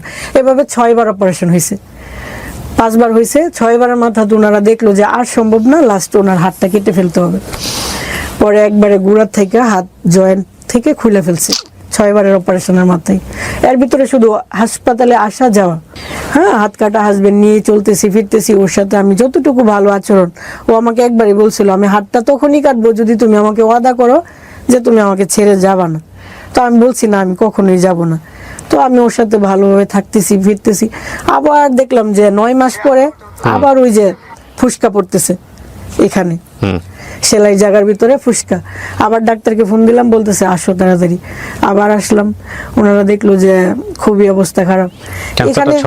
হ্যাঁ, এখানে যে একটা হাড্ডি, এই হাড্ডিটা লাস্ট বলছে যে এই হাড্ডিটা কেটে ফেলি। 7 বারের মাথা এই হাড্ডি কেটে ফেললো। ওইটা ছিল ওর সব থেকে বড় অপারেশন। মানে হাড্ডিটা যখন কেটে ফেলছে মনে হয় এত ব্যথা পাইছে বা এত কষ্ট পাইছে সহ্য করার মতো। ও ওটি করানোর পরে একটা রুমে নেওয়া হয়, পোস্ট অপারেটিভ সম্ভবত রুমটা। ওইখানে ও অজ্ঞান অবস্থায় আমার নাম ধরে ডাকতেছে। আমার নাম হচ্ছে ডাকনাম আখিমণি। ও সারাক্ষণ আখিমণি বলে ডাকতো, ঘুমের মধ্যে বলতেছে আখিমণি আখিমণি এভাবে ডাকতেছে। তো আমি তো অনেক বছর যাবত হাসপাতালে আসি, সব নার্সরা আমাকে দেখে চিনে। তো নার্স বলতেছে দেখছেন, এটাই পাওয়া আপনার জীবনে যে আপনার হাজবেন্ড আপনাকে এইভাবে ডাকতেছে। হ্যাঁ। যাওয়ার পরে বললাম কি হয়েছে, বলতেছে জানো আমার খুব ব্যথা করতেছে, আমি আর সহ্য করতে পারতেছি না। মানে নিজেকে এত অসহায় মনে হইতো। অপারেশনের সময় শুধু আমি একা, কেউ নাই। অথচ অন্যান্য রোগীরা যাদের বয়স 60-70, ওদের জন্য 10টা-5টা মানুষ দাঁড়ানো আছে। আর ওর বয়স 30 বয়সের একটা হ্যান্ডসাম যুবক ছেলে, খুবই সুন্দর চেহারা, ওর জন্য পাশে কেউ নাই, আমি একা। মানে খুব অসহায় মনে হইতো, যে মানে বলার মতো না। এই করতে করতে এভাবে গেল। এটা কাটার পরে তো আর কিছু কাটার নেই। পরবর্তীতে আস্তে আস্তে এই যে শরীরের অংশটা বাম পাশ, এই বাম পাশ এতটুকু অবধি, হাঁটু অবধি পচতে শুরু করলো। ওর ভিতরে যে হাড়গুলো দেখা যাচ্ছে। বাচ্চার বয়স কত তখন? আমার মেয়ের বয়স তখন 5 বছর। বাড়িতে নিয়ে গেলাম, ওইখানে মানে শাশুড়ি মানে প্রচুর গালাগালি। মানে ওনারা ভাবতেছে আমি হয়তো সম্পত্তির জন্য বসে রয়েছি, নাইলে আমি কেন বসলাম, অন্যান্য বউরা তো চলে যায়। কিন্তু আমার হাজবেন্ড তো একবারই বলছে যে আমাকে যতক্ষণ না তুমি সাদা কাফনে না দেখবা ততক্ষণ যাইবা না। আর আমিও যাব না, আমি ওইরকম না। তো ছিলাম ততদিন। ওই এলাকার মানুষ আমাকে খুব ভালোবাসতো। মে মাসের 11 তারিখ 2020 সাল, উনি সকাল 10টার সময় উনি শেষ নিঃশ্বাস ত্যাগ করে আর কি। বিয়ের কত বছরের মাথায়? 16 দিন কম ছিল, 6 বছর। মানে মে মাসের 26 তারিখ আমাদের বিবাহ বার্ষিকী, মে মাসের 11 তারিখে উনি মারা তার মানে গেছে। তো আপনার বাচ্চা বুঝতো বাবা এরকম চলে যাচ্ছে বা এরকম? ছোট মানুষ এত বেশি বুঝে বুঝতো না। তখন সবাই বলতেছে তোমার আব্বার অসুখ, হ্যাঁ হয়তো বুঝতেছে অসুখ, কিন্তু মেয়ের বয়স কত এখন? এখন বড় হওয়ার পরে কিন্তু ওরে এগুলো কিছুই মনে মনে নাই। বয়স কত এখন? 10 বছর। 10 বছর, জি। তারপরে তো উনি চলে যাওয়ার পরে 3 দিন কোন রকম ওইখানে কাটাইলাম, তারপরে 4 দিনের মাথায় আমি চলে আসলাম বাচ্চাকে নিয়ে। হ্যাঁ, বাচ্চাকে নিয়ে চলে আসলাম। ও যখন অসুস্থ ছিল তখনই মনে হইতো যে ক্যান্সার রোগীদের তো আসলে বাচ্চার কোনো ইয়ে নাই, আমাকে তো একটা কিছু করতে হবে, কি করব? তো আমি যখন আগে মেহেদি টেহেদি দিতাম মানুষের হাতে, সবাই বলতো তুমি পার্লারে কাজ করো, খুব সুন্দর মেহেদি দিতে পারো, পার্লারে কাজ করলে হয়তো ভালো করতে পারবো, সেলাই কাজও খুব ভালো পারি, সুন্দর সুন্দর জামা বানাই। তখন ভাবলাম যে সেলাই কাজের পাশাপাশি যদি আমি অল্প পার্লারের কাজটা শিখি তাহলে হয়তো ঘরে বসে আমার কিছু একটা ইনকাম হবে। তখন ওরে রাইখাই ওর কাছ থেকে অনুমতি নিয়ে প্রতিদিন বিকালে একটু যাইতাম পার্লারের কাজ শিখতেন? হ্যাঁ, ভৈরবে যেহেতু থাকতাম, ভৈরবে পার্লারে যাইতাম, এভাবে শিখছিলাম। তো ওরে যখন ওই যে ও চলে যাওয়ার পরে বাড়িতে চলে আসছি, আসার পরে তো আবার ফ্রি, হ্যাঁ কি করব, তখন আবার ওই পার্লারে গেলাম। যাওয়ার পরে বাকি যতটুকু শিখার ছিল এক মাসে অতটুকু শিখলাম। শিখার পরে মনে হলো যে একটা পার্লার দিই, মানে আমার কাজ 2-1 জনে দেখছে বাড়িতে, সবাই বলতেছে আরে তুমি ঘরে কাজ করার মতো না, তোমার কাজ তো অনেক সুন্দর, তাহলে বাইরে দেও। তখন চিন্তা করলাম আচ্ছা ঠিক আছে। তখন গ্রামও না শহরও না এরকম একটা জায়গায় উঠি বাস স্ট্যান্ড, ওইখানে জায়গা চয়েস করে ওইখানে পার্লার দিলাম। কত টাকা ইনভেস্ট করলেন? বেশি না, 1,20,000 টাকা। ওকে। তো দেওয়ার পরে আমি কখনো ওইরকম পার্লারে কোনোদিন যাই নাই, বা পার্লারে মানুষদেরকে মানুষ খারাপ ভাবে বা ভালোভাবে এগুলো সম্পর্কে কোনো ধারণা নাই। যখন পার্লার দিলাম তখন আবার একটা নতুন অভিজ্ঞতা, মানুষ ফোন দিতেছে, ফোন দিয়ে বলতেছে কি অবস্থা, কি করো, কেমন আছো, কত টাকা রেট নাও, এই নেও সেই নাও। মানে আমি তো আবার নতুন অভিজ্ঞতা, আর কি বলে এগুলো। বা যখন দেখতো যে এরকম হইতেছে না, আমাকে কোনোভাবেই পড়াইতেছে না, লাস্ট মুহূর্তে গালি দিত, এই তোর কয় লাখ টাকা লাগবে, তুই এরকম কেন, হ্যাঁ তুই কোনোভাবেই তোরে নিতে পারি না, বা এরকম বলতো। অবাক হয়ে গেলাম, মানে হাজবেন্ড মারা গেল, অসহায় অবস্থায় একটা কিছু করার জন্য দাঁড়াইছি, আবার ওইরকম বলি। মনে হইলো যে না, পার্লার যেহেতু দিছি, আর আমার হাজবেন্ড বলছিল যে তুমি যে কোনো একটা করো মন থেকে, আমি দোয়া করে গেলাম, আমি যেহেতু তোমাকে কিছু দিয়ে যাইতে পারি নাই, আমি তোমাকে দোয়া দিয়ে গেলাম। তো ওইটা চিন্তা করে থাকলাম যে লোকে যা বলে বলুক, হ্যাঁ আমি করতে থাকি। পেটে ভাত না গেলে তো আসলে আপনি ভাত নিয়ে দাঁড়াবেন না মানুষটার পাশে, কিন্তু আপনি কথা বলতে তো আসলে কোনো সমস্যা নাই, কথা বলতে পারি, আমরা করতে থাকি এভাবে আস্তে আস্তে। মানে আমারও পার্লার, আমরা আসলে জাতি হিসেবে খুবই পরশ্রী কাতর। একজন মানুষের উন্নতি দেখলে আমাদের সহ্য হয় না, আমরা ভেতরে ভেতরে দুমড়ে মুচড়ে যাই, এক ধরনের অসহায়ত্বে ভুগি। হ্যাঁ, মানে সে উন্নতি করে ফেলতেছে, এটা আমাদেরকে প্রচন্ড মনে কষ্ট দেয়। ঠিক আছে, আবার কারো অবনতি দেখলে উল্টা ফিলিংস হয় যে ঠিক আছে, একদম ভিতরে ভিতরে একদম অন্য রকমের একটা কি বলা যেতে পারে পার্শ্ববীয় আনন্দ হয়। এই যে দেখেন, আমাদের ফেসবুকের দিকে তাকাবেন, যে কমেন্টস করার জন্য, মানে যে কোনো ভিডিও নিচে কমেন্টস করার জন্য, জ্ঞান দেবার জন্য, মানে এই দেশের খালি জ্ঞানী আর গুণীর জন্ম। মানে দেখলে মনে হয় যে ফেসবুকের ভিডিওর নিচে, যখন একটা ভিডিওর নিচে কমেন্টসগুলো দেখলে মনে হয় এই যে দেশে শুধু জ্ঞানী আর গুণী, কোনো সাধারণ মানুষ নাই। কিন্তু আনফরচুনেটলি এদের প্রত্যেকেরই জীবন, ইনক্লুডিং মি, আমি সবাইকে বলছি, কাউকে মানে প্রত্যেকের জীবনেই দেখা গেল যে বিষয়ে জ্ঞান দিচ্ছে তার চাইতেও বড় বড় ফল্ট আছে, ফ্যাক্টটাকে রিয়েলাইজ করাটা জরুরি। দেখুন, যে মানুষটা রুটি রুজির সন্ধান করছে, ওই মানুষটা কোন পরিস্থিতিতে পড়ে এই কাজটা করছে সেটা যদি আপনি না জেনে তাকে যদি বিরূপ মন্তব্য করেন, বাজে কথা বলেন, সেটা অত্যন্ত দুঃখজনক, খুবই দুঃখজনক। শুধরে দেওয়ার প্রয়োজন আছে, শুধরে সমাজ দিবে, শুধরে আমরা সবাই দিব, কিন্তু শুধরানোর বিষয়টা যেন এমন না হয় যে বলে না যে পরিষ্কার করার জন্য এমন সাবান ব্যবহার করলেন যে দেখা গেল স্কিনে পচন ধরে গেছে, এটা এরকম হলে তো বিপদ। শুধরে দিব, কিন্তু এমন হবে না যে শুধরে দিতে গিয়ে আপনি সম্ভাবনাটাকেই মেরে ফেললেন, এটা করেন না, যেটা আমরা করি। বিশেষ করে আমাদের সমাজের নারীরা অনেক বেশি ভিকটিম হয় এই জায়গাগুলোতে, খুব বেশি ভিকটিম হয়। জি। পরবর্তীতে 4 বছর গেল, পার্লারের বয়স 4 বছর গেল। ইনশাল্লাহ গ্রাম এলাকায় আমার এত সুনাম আমার পার্লারের, তো খুব ভালো আছি, ভালোভাবে চলতেছি। হঠাৎ করেই মানে একটা ছেলে আমার পার্লারে আসলো, মানে আমার কারেন্ট নষ্ট হয়ে গেছিল, ও আসছিল কারেন্ট ঠিক করতে। চিন্তা আগে থেকে ওনাকে? হ্যাঁ, আগে থেকে বলতে কথা হয় নাই, বাট আমাদের দোকানের সামনের দোকানে একটা দোকানে উনি কর্মচারী, ডেকোরেশনের দোকানের। জি। তো ওই ডেকোরেশনের দোকানের বন্ধুর বোন আসছিল পার্লারে সাজতে, যেহেতু কারেন্ট নাই আমি ভালো করে সাজাতে পারবো না, তো ওরা বলছিলাম যে কারেন্ট ঠিক করে দেন, উনি দোকানের ওই ছেলেটাকে পাঠাইলো। তো ওই ছেলেটা আবার ওই যে নসিমন গাড়ি আছে না, নসিমন গাড়ি, ভ্যান গাড়ির মতো যে ওই গাড়ি চালাইতো, মানে ওই ডেকোরেশনের মালামাল আনা নেওয়া করতো। তো আনতো, উনি আমাকে জিজ্ঞেস করতেছে ম্যাডামের বাড়ি কোথায় বা কি করেন। তো উনি এক পর্যায়ে জানলো আমার হাজবেন্ড মারা গেছে, বা ওনাকে জিজ্ঞেস করলাম আপনাদের বাড়ি কোথায়, উনি বলতেছে আমার বাড়ি ময়মনসিংহ। এত দূরে, তাহলে এখানে কোথায় থাকেন, বউ নিয়ে থাকেন? না, আমি বিয়ে করি নাই, আমি এখানে একজনের বাসায় থাকি। পরবর্তীতে কারেন্ট ঠিক হয় নাই, উনি আবার 15 দিন পরে ওনার সাথে দেখা হয়েছে, আমি কারেন্ট তো ঠিক হয় নাই। বলছে আচ্ছা ঠিক আছে, আমি আরেকদিন ঠিক করে দেবো। ঠিক করে দেবো। পরবর্তীতে উনি আসছে, কিন্তু আমি নাই। পরে আমার স্টাফের কাছ থেকে ফোন নিয়ে বলতেছে ম্যাডাম আমি তো কারেন্ট ঠিক করতে আসছিলাম, আপনি কোথায়? আমি বললাম আমি তো আখাউড়া চলে আসছি, তো আপনি কালকে আসেন। উনি পরের দিন আসলো কারেন্ট ঠিক করতে। ওই কথায় উনি বললো আর কি যে উনি বিয়ে করে নাই, গরিব মানুষ, টাকা পয়সার জন্য বিদেশ যেতে পারতেছে না। ছেলেটাকে আপনার চেয়ে বয়সে ছোট ছিল নাকি একই বয়সী? প্রায় সেম, তবে 2 বছরের বড়। 2 বছরের বড়। যেহেতু আমি মহিলা মনে হচ্ছে, মেয়েরা কিন্তু খুব তাড়াতাড়ি অন্যরকম হয়ে যায়, এরকম আর কি। তো উনি বুঝাইতেছে যে উনি বিয়ে করে নাই। এক পর্যায়ে উনি আমাকে জিজ্ঞেস করলো আপনি বিয়ে করবেন না? আমি বললাম যে না, এই বয়সে আর বিয়ে টিয়ে কি। না মন খুলে বলেন, বের করে দিতে পারি। তখন আমরা আমার স্টাফ ছিল, আর কি মেয়েরা বলতেছে হ্যাঁ বের করেন না, ভালো জামাই পাইলে আপুরে বিয়ে দিব না কেন। আর উনি বলতেছে ওনার জন্য বউ দেখতে। তো আমার কাছে কেউ কিছু বললে আমি করি কি, আমি না করি না, আমি বলি আচ্ছা ঠিক আছে দেখ মনে। পরবর্তীতে উনি রাত্রেবেলা আমাকে ফোন দিয়েছে যে আমার জন্য বউ দেখছে। আমি আরে কি বলেন, আজকে বলছেন, আজকে কি বউ দেখা সম্ভব? আচ্ছা আমার পার্লারে যদি এরকম মেয়ে আসে আমি জানাবো আপনাকে।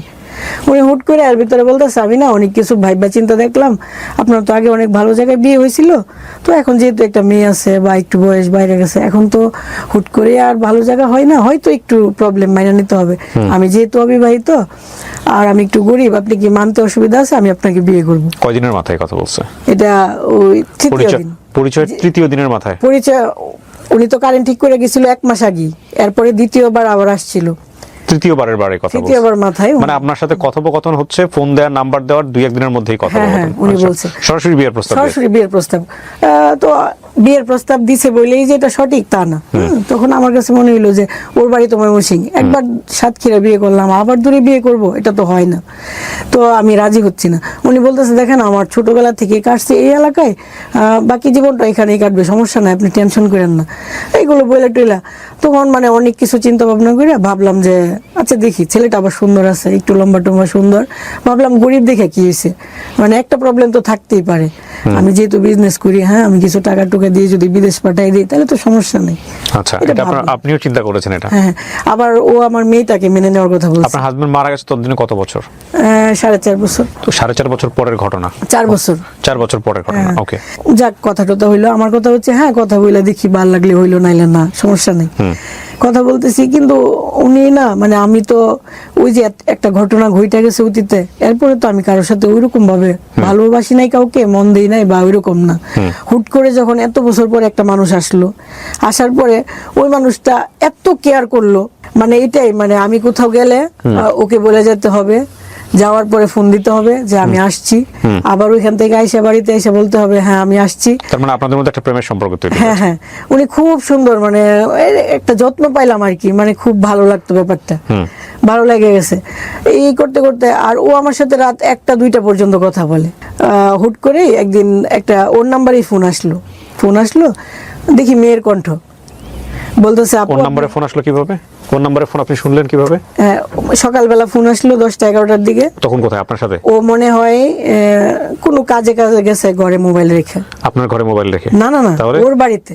আচ্ছা, ওর বাড়িতে রেখে মেয়ে ফোন দিয়ে বলতেছে আপু আপনি এই নাম্বারে কেন কথা বলেন? আমি বলতেছি আপনি কি ওর ওয়াইফ? আমি ঠিক বুঝলাম না, মানে আপনি ফোন দিয়েছেন, কোন একটা মেয়ে ফোন ধরছে ওর নাম্বার? আমি ফোন দেই নাই, ওর নাম্বার থেকে আমার এখানে ফোন আসছে। আমি হ্যালো বললাম, দেখি ওর কণ্ঠ না মেয়ের কণ্ঠ। ওকে, যেহেতু মেয়ের কণ্ঠ, আমি প্রথমেই বললাম আপনি কি ওর ওয়াইফ? বলতেছে জি আমি ওর ওয়াইফ। কি বলেন, আপনি ওর ওয়াইফ? আচ্ছা আপনার বাড়ি কোথায়? বলতেছে আমার বাড়ি হচ্ছে রামনগর, শ্বশুর বাড়ি হচ্ছে মুসাপুর। আমাকে আপনার ছেলে মেয়ে আছে? হ্যাঁ আমার 2টা ছেলে মেয়ে আছে। এটা সম্পর্ক ওর কতদিন পরে? সম্পর্ক হওয়ার মনে হয় 15 বা 20 দিন। 20 দিনের মাথায়? হ্যাঁ। তখন মানে আমি একদম কান্না করতেছি, ভাত খাইতেছিলাম ফোন আসার সময়, তখন আমি ভাতে 2 কিরা কাটলাম যে আর কখনো কোনোদিন কারোর সাথে কথা বলবো না। এরকম করলো মানুষটা আমার সাথে। তো আমার সামনে আমার স্টাফ আছে, ও বলতেছে আপু মানে বিশ্বাস হইতেছে না ভাইয়া এরকম। আচ্ছা ঠিক আছে ভাইয়া আসুক। 10-15 মিনিটের পরে আবার ওর নাম্বারে ফোন আসলো, আমি ধরতে চাইতেছি না, ও ধরছে। ভাইয়া আপনার ওয়াইফ ফোন দিয়েছিল, আপনি কি বিবাহিত? এরকম। আল্লাহ কে বলো সোনালি, ছি ছি ছি। আরে আমি ঘাস কাটতে যাইতেছি, তখন আমার বিয়ান বলতেছে, হ্যাঁ আমার বোনের, আমি তো বোনের বাসায় থাকি, আমার বিয়ান বলতেছে ভাই বলি ভাই ফোনটা দিয়ে যান একটু ঘাটাঘাটি করি। তো যখন মেয়ের নাম্বার দেখছে তখন ও একটু ফ্যাস লাগাই দিছে। এখন ও বলতেছে বলি ভাই আজকে দিছি আপনার ফ্যাস লাগায়, আজ যে আপনার বাড়ি উলি দিব আপনার ফ্যাস, মানে খুব সুন্দর করে ইজিলি মেনটেন করে ফেললো। আমি তো বিশ্বাস করতে পারতেছি না। একবার মনে হইতেছে ওই মহিলার কথা রাইট, আবার ও এমন ভাবে বলতেছে বুঝার উপায় নেই। তখন আমি ওরে বললাম ঠিক আছে তোমার বিয়াইন এর আজকে যা আমার সাথে আবার কথা বলাইবা। রাতের বেলা বলতেছে বিয়াইন তো শ্বশুর বাড়ি চলে গেছে। তখন আমি বললাম শ্বশুর বাড়ি কই? ওইখানে আমার নিয়ে যাইবা, আমার প্রমাণ চাই। এর ভিতরে বলতেছে আচ্ছা হঠাৎ করে তো একজনের শ্বশুর বাড়ি যাওয়া যায় না, ওর শ্বশুর যদি কিছু মনে করে ও আবার হয়তো 15 দিন পরে আসবো, মানে এরকম ভাবে বুঝাইতেছে। আর ও এমন ভাবে আমার সাথে কথা বলতেছে, বুঝার উপায় নাই যে ওর ওয়াইফ আছে, বাচ্চা কাচ্চা আছে। কথা বলতেছি, কথাবার্তা হইতেছে, সুন্দর রিলেশন। ও আমাকে বিয়ে করার জন্য পাগল হয়ে গেছে, বিয়ে করতে চাইতেছে। এখন আমি একবার বলতেছি বিয়ে করব নাকি না করব, এরকম ভাবে একটা সিদ্ধান্তে আসলাম যে আচ্ছা দেখি কি হয়। আমরা মনে করতেছি যে বিয়ের জন্য আগাবো। এই টাইমে হঠাৎ করে একজন আইসা বলতেছে কি যে আমার স্টাফকে বলতেছে তুমি যার সাথে প্রেম করো তার তো বউ বাচ্চা আছে। স্টাফ বলতেছে আরে আমি প্রেম করি না তো আপু, কি বলো ওনার বউ বাচ্চা আছে? আমি তো মানে অবাক, ওই যে আগে একটা ফোন আজকে আবার এটা, ব্যাপারটা নিতে পারতেছি না। তখন আমি বললাম সজীব চল একটু তাড়াতাড়ি ওদের বাড়িতে যাই, খোঁজখবর নেই। ওরে নিয়ে ওই মেয়েরে নিয়ে আরো 5 জনকে নিয়ে রিক্সা দিয়ে গিয়া পুরা এলাকা ঘুরা ওর ছবি টবি দেখায়া লাস্ট মাগরিবের সময় জানতে পারলাম যে ওর বাড়ি এটা, ওর বউকেও দেখে আসলাম, বাচ্চা কাচ্চা দেখে আসলাম, সব দেখে আসলাম। বিবাহিত? হ্যাঁ। দেখার পরে তো ওকে বিয়ে করার প্রশ্নই আসে না। একে তো গরিব মানুষ, আরেকটা বউ বাচ্চা আছে, এখানে আমি কেন যাব? তো ওনার সাথে আমি কথা টথা বলতেছি না। উনি জোর কইরা হুট করে আমার পার্লারে ঢুকে গেছে। ঢোকার পরে আইসাই মানে বলাটা আসলে সুন্দর লাগে না, তারপরে পায়ে ধরে একবারে পা কোনোভাবেই ছাড়তেছে না। প্রায় 1 ঘন্টা কান্না করছে যে আমি তোমাকে বলতে পারি নাই। কেন বলতে পারি নাই? তোমার সাথে মিশার পরে আমি বুঝছি যে তুমি খুব ভালো। আমি আসলে আসছিলাম তোমার সাথে ইয়ার্কি মারার জন্য, কিন্তু তোমার ব্যবহার দেখার পর আমার কেন জানি মনে হইলো এই মেয়েটাকে ছাড়া যায় না, আমি তোমাকে ছাড়তে পারবো না। আর আমি তোমার ওই রকম ভাবেই রাখবো। তুমি যদি বলো আমার ওয়াইফকে ছেড়া দিতে, ছেড়া দিমু, কিন্তু আমি তোমার ছাড়তে পারবো না। তুমি দয়া করে আমার ক্ষমা করে দাও। এই জাতীয় সিচুয়েশন যদি আপনাদের জীবনে থাকে তাহলে বুঝবেন যে এই ভবিষ্যতে গিয়ে আরো একজনের পা ধরবে এরকম ভাবে, ধৈরা বলবে যে তোমার সাথে ইয়ার্কি করতে আসছিলাম যে কারণে আমি আগেরটা এখন ছেড়ে দিব।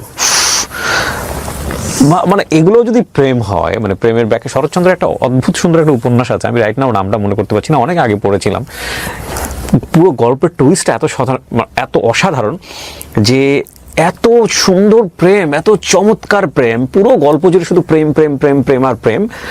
লাস্টের দিকে গিয়ে এত জঘন্য একটা সম্পর্ক, এবং সেটা আমার কাছে যখন পড়তে গিয়ে মনে হচ্ছে শরৎচন্দ্র তো অনেক কিছু পড়েছে ওই সময়, শরৎচন্দ্র এইভাবে লিখলো মানে প্রেমের মধ্যে চুলাচুলি অবস্থা, একজন আরেকজনের মাথার চুল টান দিয়ে ছেড়ে ফেলছে, এত জঘন্য অবস্থা।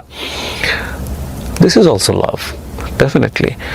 বাট লাভ যদি এথিক্সের উপরে উঠে যায়, যুক্তির উপরে উঠে যায়, সেখানে সবসময় একটা কথা মনে রাখা উচিত যে লাভ ইমোশন দ্বারা রান হয়, এবং ইমোশন কখনোই পার্মানেন্ট না, never ever, but ethics permanent, এবং এইটা আপনাকে একসময় ভোগাবে, ডেফিনেটলি ভোগাবে। আমি জানি না ওনার জীবনে কি হয়েছে, একটু শুনি তারপর।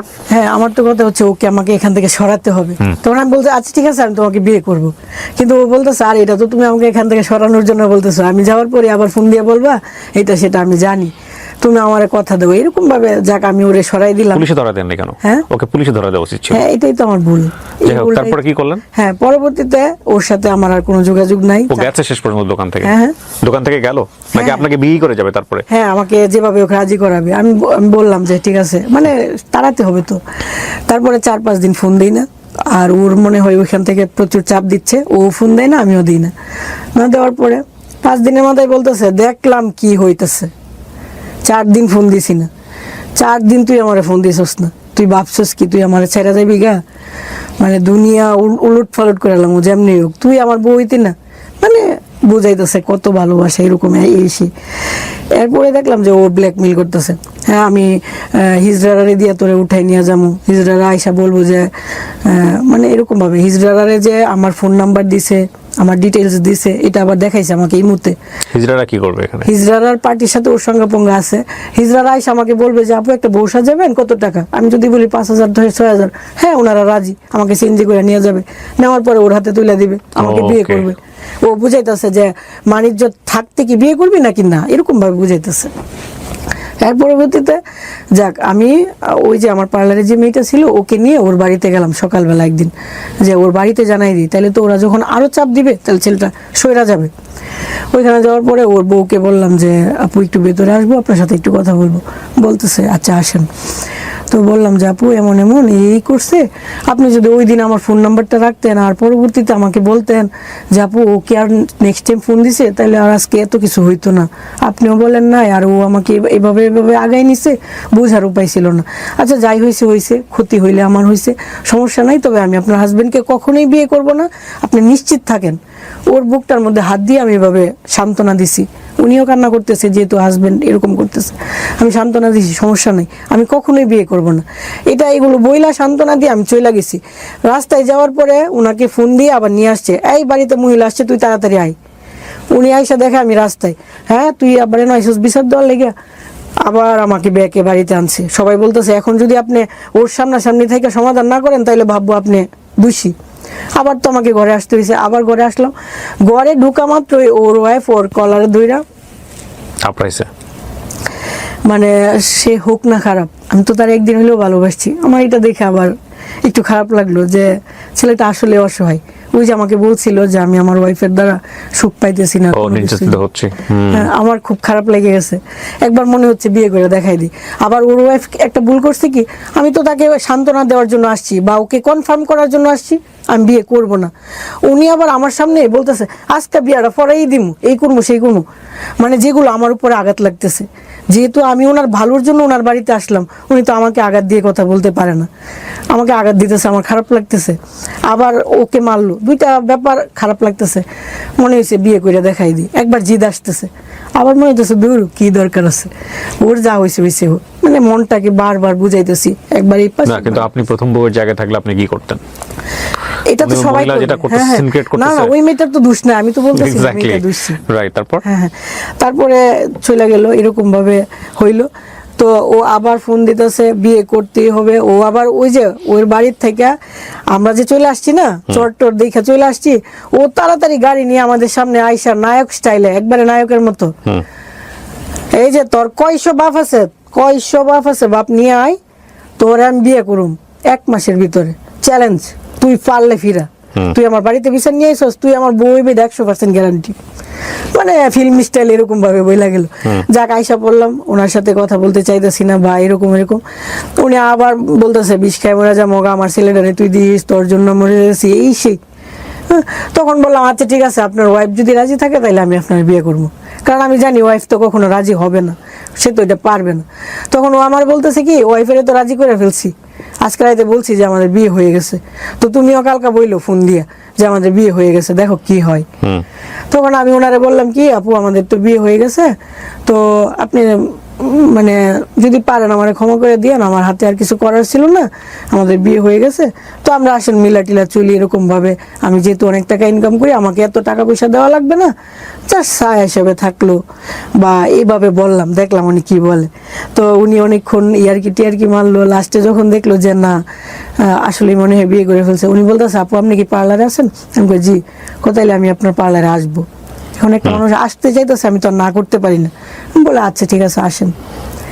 আমি ভাবছি যে উনি আসবে, আইসা 2 কথা ভালো করে বলবে, তাহলে তো আবার। উনি আসার পরে ওনার বাড়ি সাঙ্গু পাঙ্গু নিয়ে আইসা, মানে আমি একা আর ওনার সাথে 5 জন, 5 জনে আমাকে যেরকম ভাবে পারে মারধর, আমার মাথার চুল অর্ধেক ছিঁড়ে ফেলছে। মানে উনি তো আইসা বলতো যে আপু সত্যি কি আপনি বিয়ে করে ফেলছেন? না এটা তো এটা আপনি আসলে নিজে থেকে বিপদ ডেকে নিয়ে আসছেন, এটা ওনার দোষ দিয়ে লাভ না, এটা আপনারই না। আমার এই যে কাহিনীটার মধ্যে বেশিরভাগই আমার দোষ, আমি বলবো না আমার দোষ না। হ্যাঁ, পরে উনি মারধর করলো, পুরা বাজারের মানুষ জানছে। পুরা বাজারের মানুষ জানছে যে আমি ওনার বউ। আসলে কিন্তু আমাদের বিয়ে হয় নাই। পুরা রিক্সার ড্রাইভার, সিএনজি ড্রাইভারের কাছে ওনারা যায় যায় বলছে এই পার্লারের মহিলা, এই সেই অমুক তমুক, মানে একদম কেমন হয়ে গেল ব্যাপারটা।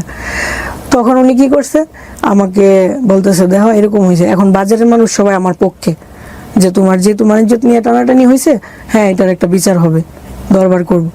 এখন ও আমাকে ফোন দিয়ে বলতেছে কি, দেখো এখন বাজারের মানুষ যদি, যেহেতু বলা হয়েছে যে 5 লাখ টাকা কাবিন, এখন বাজারের মানুষ আমার যেভাবে হোক 5 লাখ টাকা আদায় করবো, আমি গরিব মানুষ তুমি তো জানো, তাহলে তুমি এক কাজ করো, আমি তোমাকে 2-2.5 লাখ টাকা দিয়ে দিই, তাহলে বাজারের মানুষ ঘুষ টুস খাইলো না, বা এত ঝামেলা করে কলঙ্কিত আর হইলো না। কে বলতেছে এটা? হ্যাঁ, ওই যে যার সাথে ঝামেলা, ছেলে। পরে বললো তুমি আমাদের বাড়িতে আসো, আমার আব্বা বলছে যে তোমাকে 2-2.5 লাখ টাকা দিয়ে এটার ঝামেলা মিটাই। বিয়ে হননি তো 2.5 লাখ টাকা কেন নেবেন?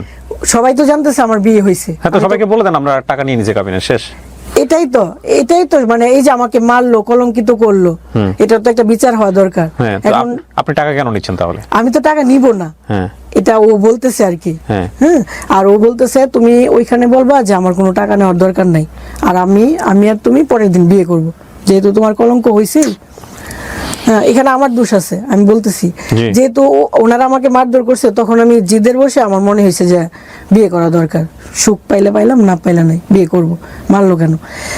পরে উনি আমাকে বাড়িতে নিয়ে উনি আমাকে বুঝাইছে কি, আর যাই দেখি ওইখানে উকিল আসে, উকিল না কি যেন বলে, কাজী, ডিভোর্স দেওয়া হবে।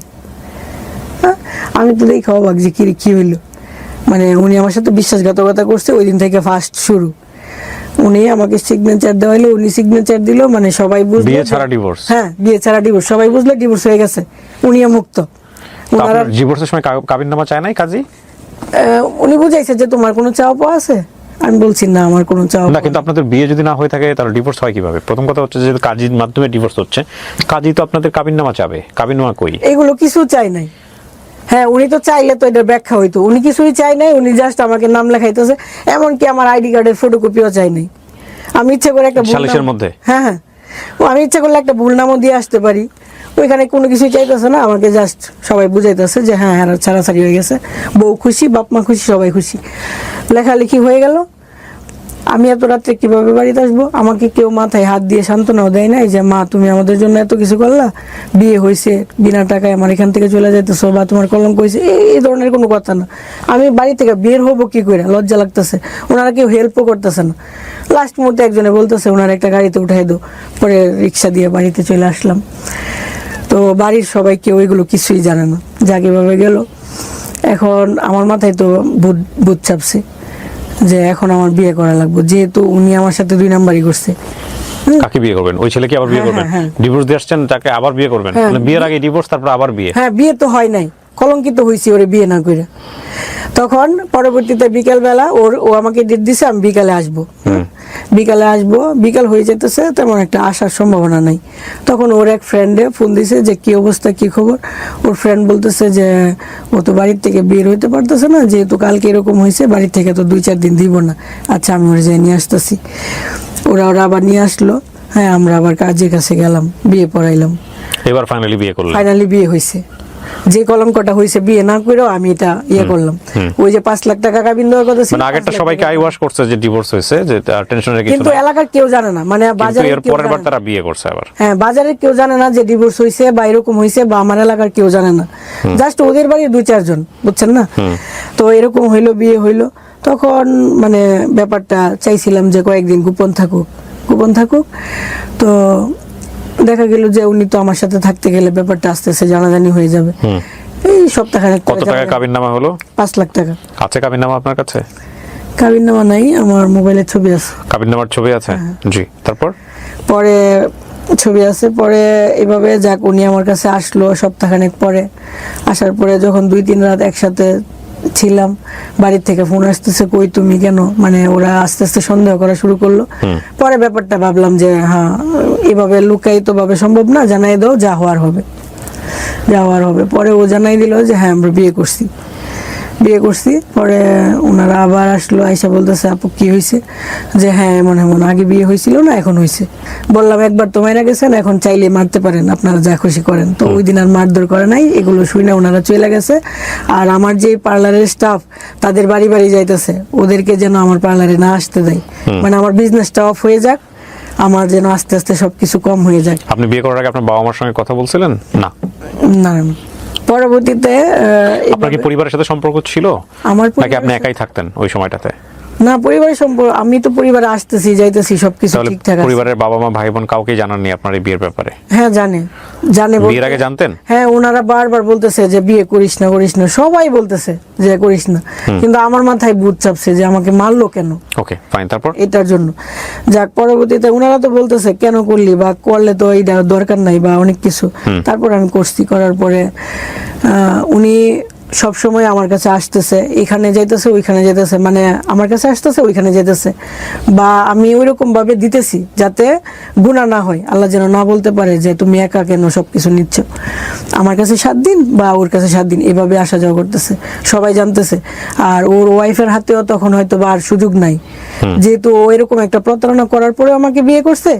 হ্যাঁ, তখন ওর ওয়াইফ হয়তো ভাবতেছে হ্যাঁ আস্তে আস্তে পরে যেভাবে হোক সরামনে, ওরা এটা মাইনা নিতেছে, আমার কাছে আসতেছে ওইখানে যাইতেছে, সবাই দেখতেছে জানতেছে, সবকিছু নর্মাল, এটা নিয়ে আর কোনো বাড়াবাড়ি হচ্ছে না।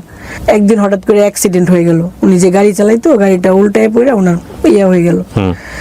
হওয়ার পরে ওনার রাত্রে 11টার সময়, হ্যাঁ যেহেতু প্রেম করে বিয়ে করছি, ওনার প্রতি তো আলাদা একটা টান আছে, আমার খুব খারাপ লাগতেছে যে ওনারা না দেখে আমি কেমনে থাকবো।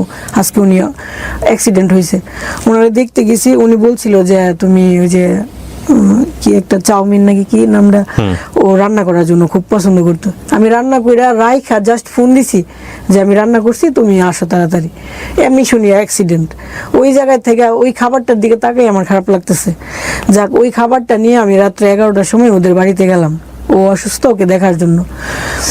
রাত্রে 11টার সময় ওদের এলাকার কেউ সজাগ না, জাস্ট ওর ওয়াইফ, ওর আব্বা আম্মা, মানে ওদের ফ্যামিলির, যেহেতু ও অসুস্থ হাসপাতাল থেকে বাড়িতে গেছে।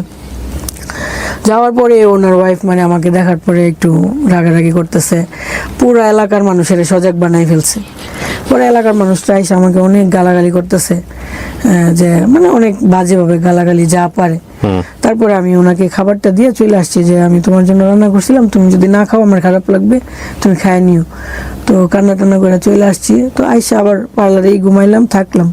তো এর ভিতরে উনি কি হইলো, উনি কিন্তু আমাকে কোনো বাসা করে দেয় নাই, আমরা ওই যে পার্লারেই থাকতাম। আমার পার্লারে উনি একবার থেকে অভ্যাস হয়ে গেছে, ওনার কাছে মনে হলো যে আর টাকা খরচ করার দরকার নাই। উনি আমাকে কোনো হাঁড়ি পাতিল কিনা দেয় নাই, কোনো গ্যাসের চুলা কিনা দেয় নাই, শীত আসছে কম্বল না, মানে ওনার কাছে চাইতেছি, চাইলে বলতেছে আমি তো তোমার টাকা পয়সা দিতে পারি না, সব ইনকামের টাকা তো বাড়ির চলে যায়, কারণ বাড়ির থেকে বলা হইতেছে যে টাকা যেন ওর হাতে একটা টাকাও না দেয়। আমার হাতে কোনো টাকা দেয় না, জাস্ট সিগারেটের জন্য টাকা দেয়, কারণ আমি তোমাকে কিভাবে দিব, এভাবে বলতেছে। যাক, আমিও বিশ্বাস করতাম, আমার ইনকামের টাকা দিয়ে চলতাম ফিরতাম এভাবে। একটা সময় যখন নাকি নভেম্বর ডিসেম্বর আসলো, শীতকালে ওর আলাদা একটা ইনকাম হয়, যে ডেকোরেশনের কাজের, তো ওই যে ওয়াজ মাহফিল হয় না, ওয়াজ মাহফিলের রাত্রের বেলা যখন ওয়াজ হয় তখন আলাদা একটা ইনকাম হয়। ওই যে ইনকাম হয় ওই টাকাটা কিন্তু ওর বাড়িতে যাচ্ছে না, ওইটা ওর হাতে আসছে। এরপরেও যখন ও আমাকে টাকা না দিচ্ছে বা কিছু দিচ্ছে না, তখন আমার কিছুটা সন্দেহ হলো যে ব্যাপার কি। অথচ মুখ দিয়ে আপনি যেরকম ওই যে শরৎচন্দ্র চট্টোপাধ্যায়ের কথা বলতেছেন না, এত আদর করে, এত আদর যা বুঝার উপায় নাই যে ও আসলে ওইরকম কিনা, খুব আদর করে। আমরা খুব হ্যাপি, বোঝা যাইতেছে, সবাই দেখতেছে আমরা খুব হ্যাপি। তখন থেকে বলতেছি না আমি আর সংসারটা করব না, বা আমার যে 5 লাখ টাকার কামিন আমি এটাও চাই না, আমি নিজে থেকে সইরা যাবো। এটা বলা মাত্রই মানে মারধরের একটা লিমিট ছাড়া মারধর। আমার এই গাল দুইটা মনে হয় আজকে 5 মাস যাবত মার খাইতে খাইতে মানে অবস্থা খুব খারাপ, প্রচুর মারধর করে। মানে তুই চলে যাবি কেন, তোরে বিয়ে করছি, তুই আমার কষ্টের দিনে ছিলে, তুই আমার সুখের দিনে থাকবি, এতগুলো মার মারতেছে। মারের পরে যে এখান দিয়ে রক্ত বাইরে পড়তেছে, ওই রক্তটা নিজেই চুষে খাইতেছে, আবার নিজেই আমাকে মেকআপ করাইতেছে, মানে আমার মন ভালো হওয়ার জন্য। আমাকে যে মারছে আধা ঘন্টা, এটা মুছে দেওয়ার জন্য আমাকে মেকআপ করায় যাতে আমার হাসি আসে। হাসি টাসি আসার পর এই তো হাসি দিছে, আরে বুঝার উপায় নেই, মানে মারতেছে আবার আদর করতেছে, এভাবে দিন কাটতেছে। মানে কিন্তু ওর পক্ষ থেকে আমি ওরে বুঝাইতাম, ধরো তোমার একটা আত্মীয় আমেরিকা থাকে, তুমি গরিব মানুষ, তখন তার মনটা তুমি কিভাবে জয় করবা? হয়তো তার জন্য কিছু শাকসবজি নিয়ে যাইবা, দেশি একটা মুরগি নিয়ে যাবা, এটাই তো। তুমি আমাকে তেমন কিছু দেওয়া লাগতো না, জাস্ট একদিন 100 টাকা আইনা বলবা, নেও তোমার গরিব জামাইয়ের 100 টাকা রাখো, তাহলে আমি খুশি হমু। কিন্তু এটাও কোনোদিন দেয় না। তখন আমার ব্যাপারটা অদ্ভুত লাগতেছে, কেন দেয় না? তার মানে কি সে চাইতেছে ওরে আস্তে আস্তে অত্যাচার করবো, ওর চলে যাবে, এরকমই তো। এরকম করতেছে, আবার মারে। একটা কিছু হইলে কিছু বলতে পারি না, একটু 19-20 কথাটা একটু হইলো আবার মারলো, আবার আদর করতেছে। বুঝার উপায় নেই। তো আমি বাড়ি চলে গেলে 10 মিনিটের ভিতরে যদি না আইসস, তোরে যে কি করুম। বুঝাইতেছে খুব প্রেম, আমাকে ছাড়া তার চলতেছেই না। আবার রাগটাক বুইলা আবার চলে আসতাম, এরকম ভাবে চলতেছে। এই করতে করতে ওর কিছু প্রতারণা আমার চোখের সামনে পড়লো। ও বিদেশ চলে যাবে আমাকে না জানায়, পাসপোর্ট সব রেডি, একটা কিসের কাগজের জন্য যাওয়া হয় নাই। ও আমাকে আইসা বলতেছে, জানো আমি যে তোমার সাথে প্রতারণা করছিলাম, আজকে সব বলবো। আমাকে কি প্রতারণা?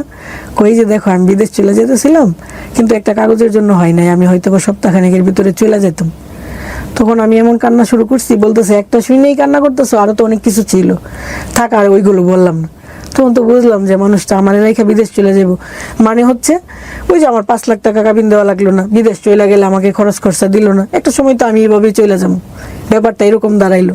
এরকম ভাবে আস্তে আস্তে প্রতারণাগুলো সামনে আসলো। আমি বুঝতে থাকলাম যে না, মানুষটা দেখা যায় অন্যরকম। আঘাত পাইতে পাইতে, কষ্ট পাইতে পাইতে মনে হইলো যে না, আমি তো আসলে টাকার বিনিময়ে তার জন্য আসি নাই। আমার খুব মায়া লাগছিল, গরিব বইলা তাকে ভালোবাসতাম, বাড়ির থেকে মাংস রান্না করে এনে খাওয়াইতাম। ওই যে ময়মনসিংহের ছেলে, গরিব মানুষ কি না কি খায়, খুব মায়া করে ভালোবাসতাম। তো সিম্পিতি চলে আসছিল অতিরিক্ত। ওই মানুষটাকে আমি একটা নসিমন ড্রাইভারকে বিয়ে করছি, টাকা পয়সা দেখা না, ও তো গরিব, আমি জাস্ট ভালোবাসার জন্য বিয়ে করছি। এখন যখন প্রতারণা, আমি কিভাবে থাকবো এখানে, দরকার নাই। আমি নিজের থেকে ওকে আবার ডিভোর্স দিয়ে চলে আসছি। এর ভিতরে 1 লাখ টাকাও দিছি। কবে ডিভোর্স দিয়েছেন? ডিভোর্স দিছি ঈদের 2-4 দিন পরে। কোরবানির ঈদের? না, রোজার ঈদ। রোজার ঈদের। আচ্ছা। ডিভোর্স দেওয়ার 7 থেকে 8 দিন আগে 1 লাখ টাকাও দিছি আমি। টাকা দিছি, তুমি উঠার জন্য উঠো, দোয়া থাকবে, সমস্যা নেই। দিয়ে আসলাম। আয়শা ভিডিওটা আমি যে দিয়ে আসছি, ভিডিওটা যদি ওর সামনে না দেখাই, ও বিশ্বাস করবে না। আরেকজনকে দিয়ে ভিডিও পাঠায়া শিওর করলাম যে হ্যাঁ, আমি তোমার জীবন থেকে চলে আসছি। আমি জানি ও রাগ করে আর কখনো আসবে না। সাথে সাথে আমি মাগরিবের সময় ডিভোর্স দিয়ে চলে আসছি, ও রাত 8টার সময় আমার বাড়ির সামনে দাঁড়ানো, ফোন দিতেছে ঘর থেকে বাইরো, তুই কাপড় নিয়ে বাইরো, তুই দিয়ে ফোন দিয়ে কি হয়েছে, বেডি মানুষ দিলে কিচ্ছু হয় না, আমি তো আর দিছি না, বাইরে কইছি। আমি আরে কি বলেন এগুলো, ফোন রাখেন। ফোন আর ধরতেছি না, টুস করে ঘরের ভেতর ঢুকে গেছে। আমার বোন এখানে বসা, আম্মা বসা। আম্মা আব্বার সাথে ঝগড়া করে, আব্বা নাই, আম্মার সাথে আমার বোনের সাথে ঝগড়া টগড়া করে, এই আপনার মেয়েরে কি আমি দিছি? হ্যাঁ, আপনার মেয়ে ডিভোর্স দিয়ে পড়ছে, আমি আপনার মেয়েরে নিতে আসছি। বুঝাইতেছে খুব ভালোবাসা। আমার আব্বা আমার মাও ভাবতেছে হ্যাঁ, ছেলেটা যেহেতু এত কিছুর পরে আসছে, তার মানে মনে হয় সংসার করার জন্যই আসছে। ও আমাকে বললো আগামী শুক্রবারে আমরা বিয়ে করবো। 2-3 দিন পরেই শুক্রবারে বললাম আজকে না, বলে মূল্য আনবেন। বলতেছে আজকে তো টায়ার্ড, আছে অন্যদিন। তখন মনে হইলো কি যে প্রতারণা করতেছে মনে হয়। আচ্ছা ঠিক আছে, একটা মূল্যায়ন না যদি আবার 2 কথা বলি, তার মানেই যে আমার লাইফটা সেটেল হয়ে যাবে তা তো না। ঠিক আছে, আর কয়দিন দেখি। আর কয়দিন দেখতে দেখতে মনে হইতেছে কি না, এমনই ও চেঞ্জ হবে না। তুই যে আমার কষ্ট দিয়ে চলে গেছিলি, ওই কষ্টটা আবার তোকে আমি দিমু, এই জন্য তোকে ফেরত আনছি। আবার চলে গেছি যে না ঠিক আছে, ওকে কষ্ট দিছ তো, হ্যাঁ আমি কষ্ট পাইছি। আবার বলতেছে তোর এত বড় সাহস। আমি তো এগুলো বলি তোর মন পরীক্ষা করার জন্য। মানে কি বলবো ভাই, এত মার ধর, এত কিছু। তারপরে এভাবে চলতেছে এই যে আজকে 2 মাস।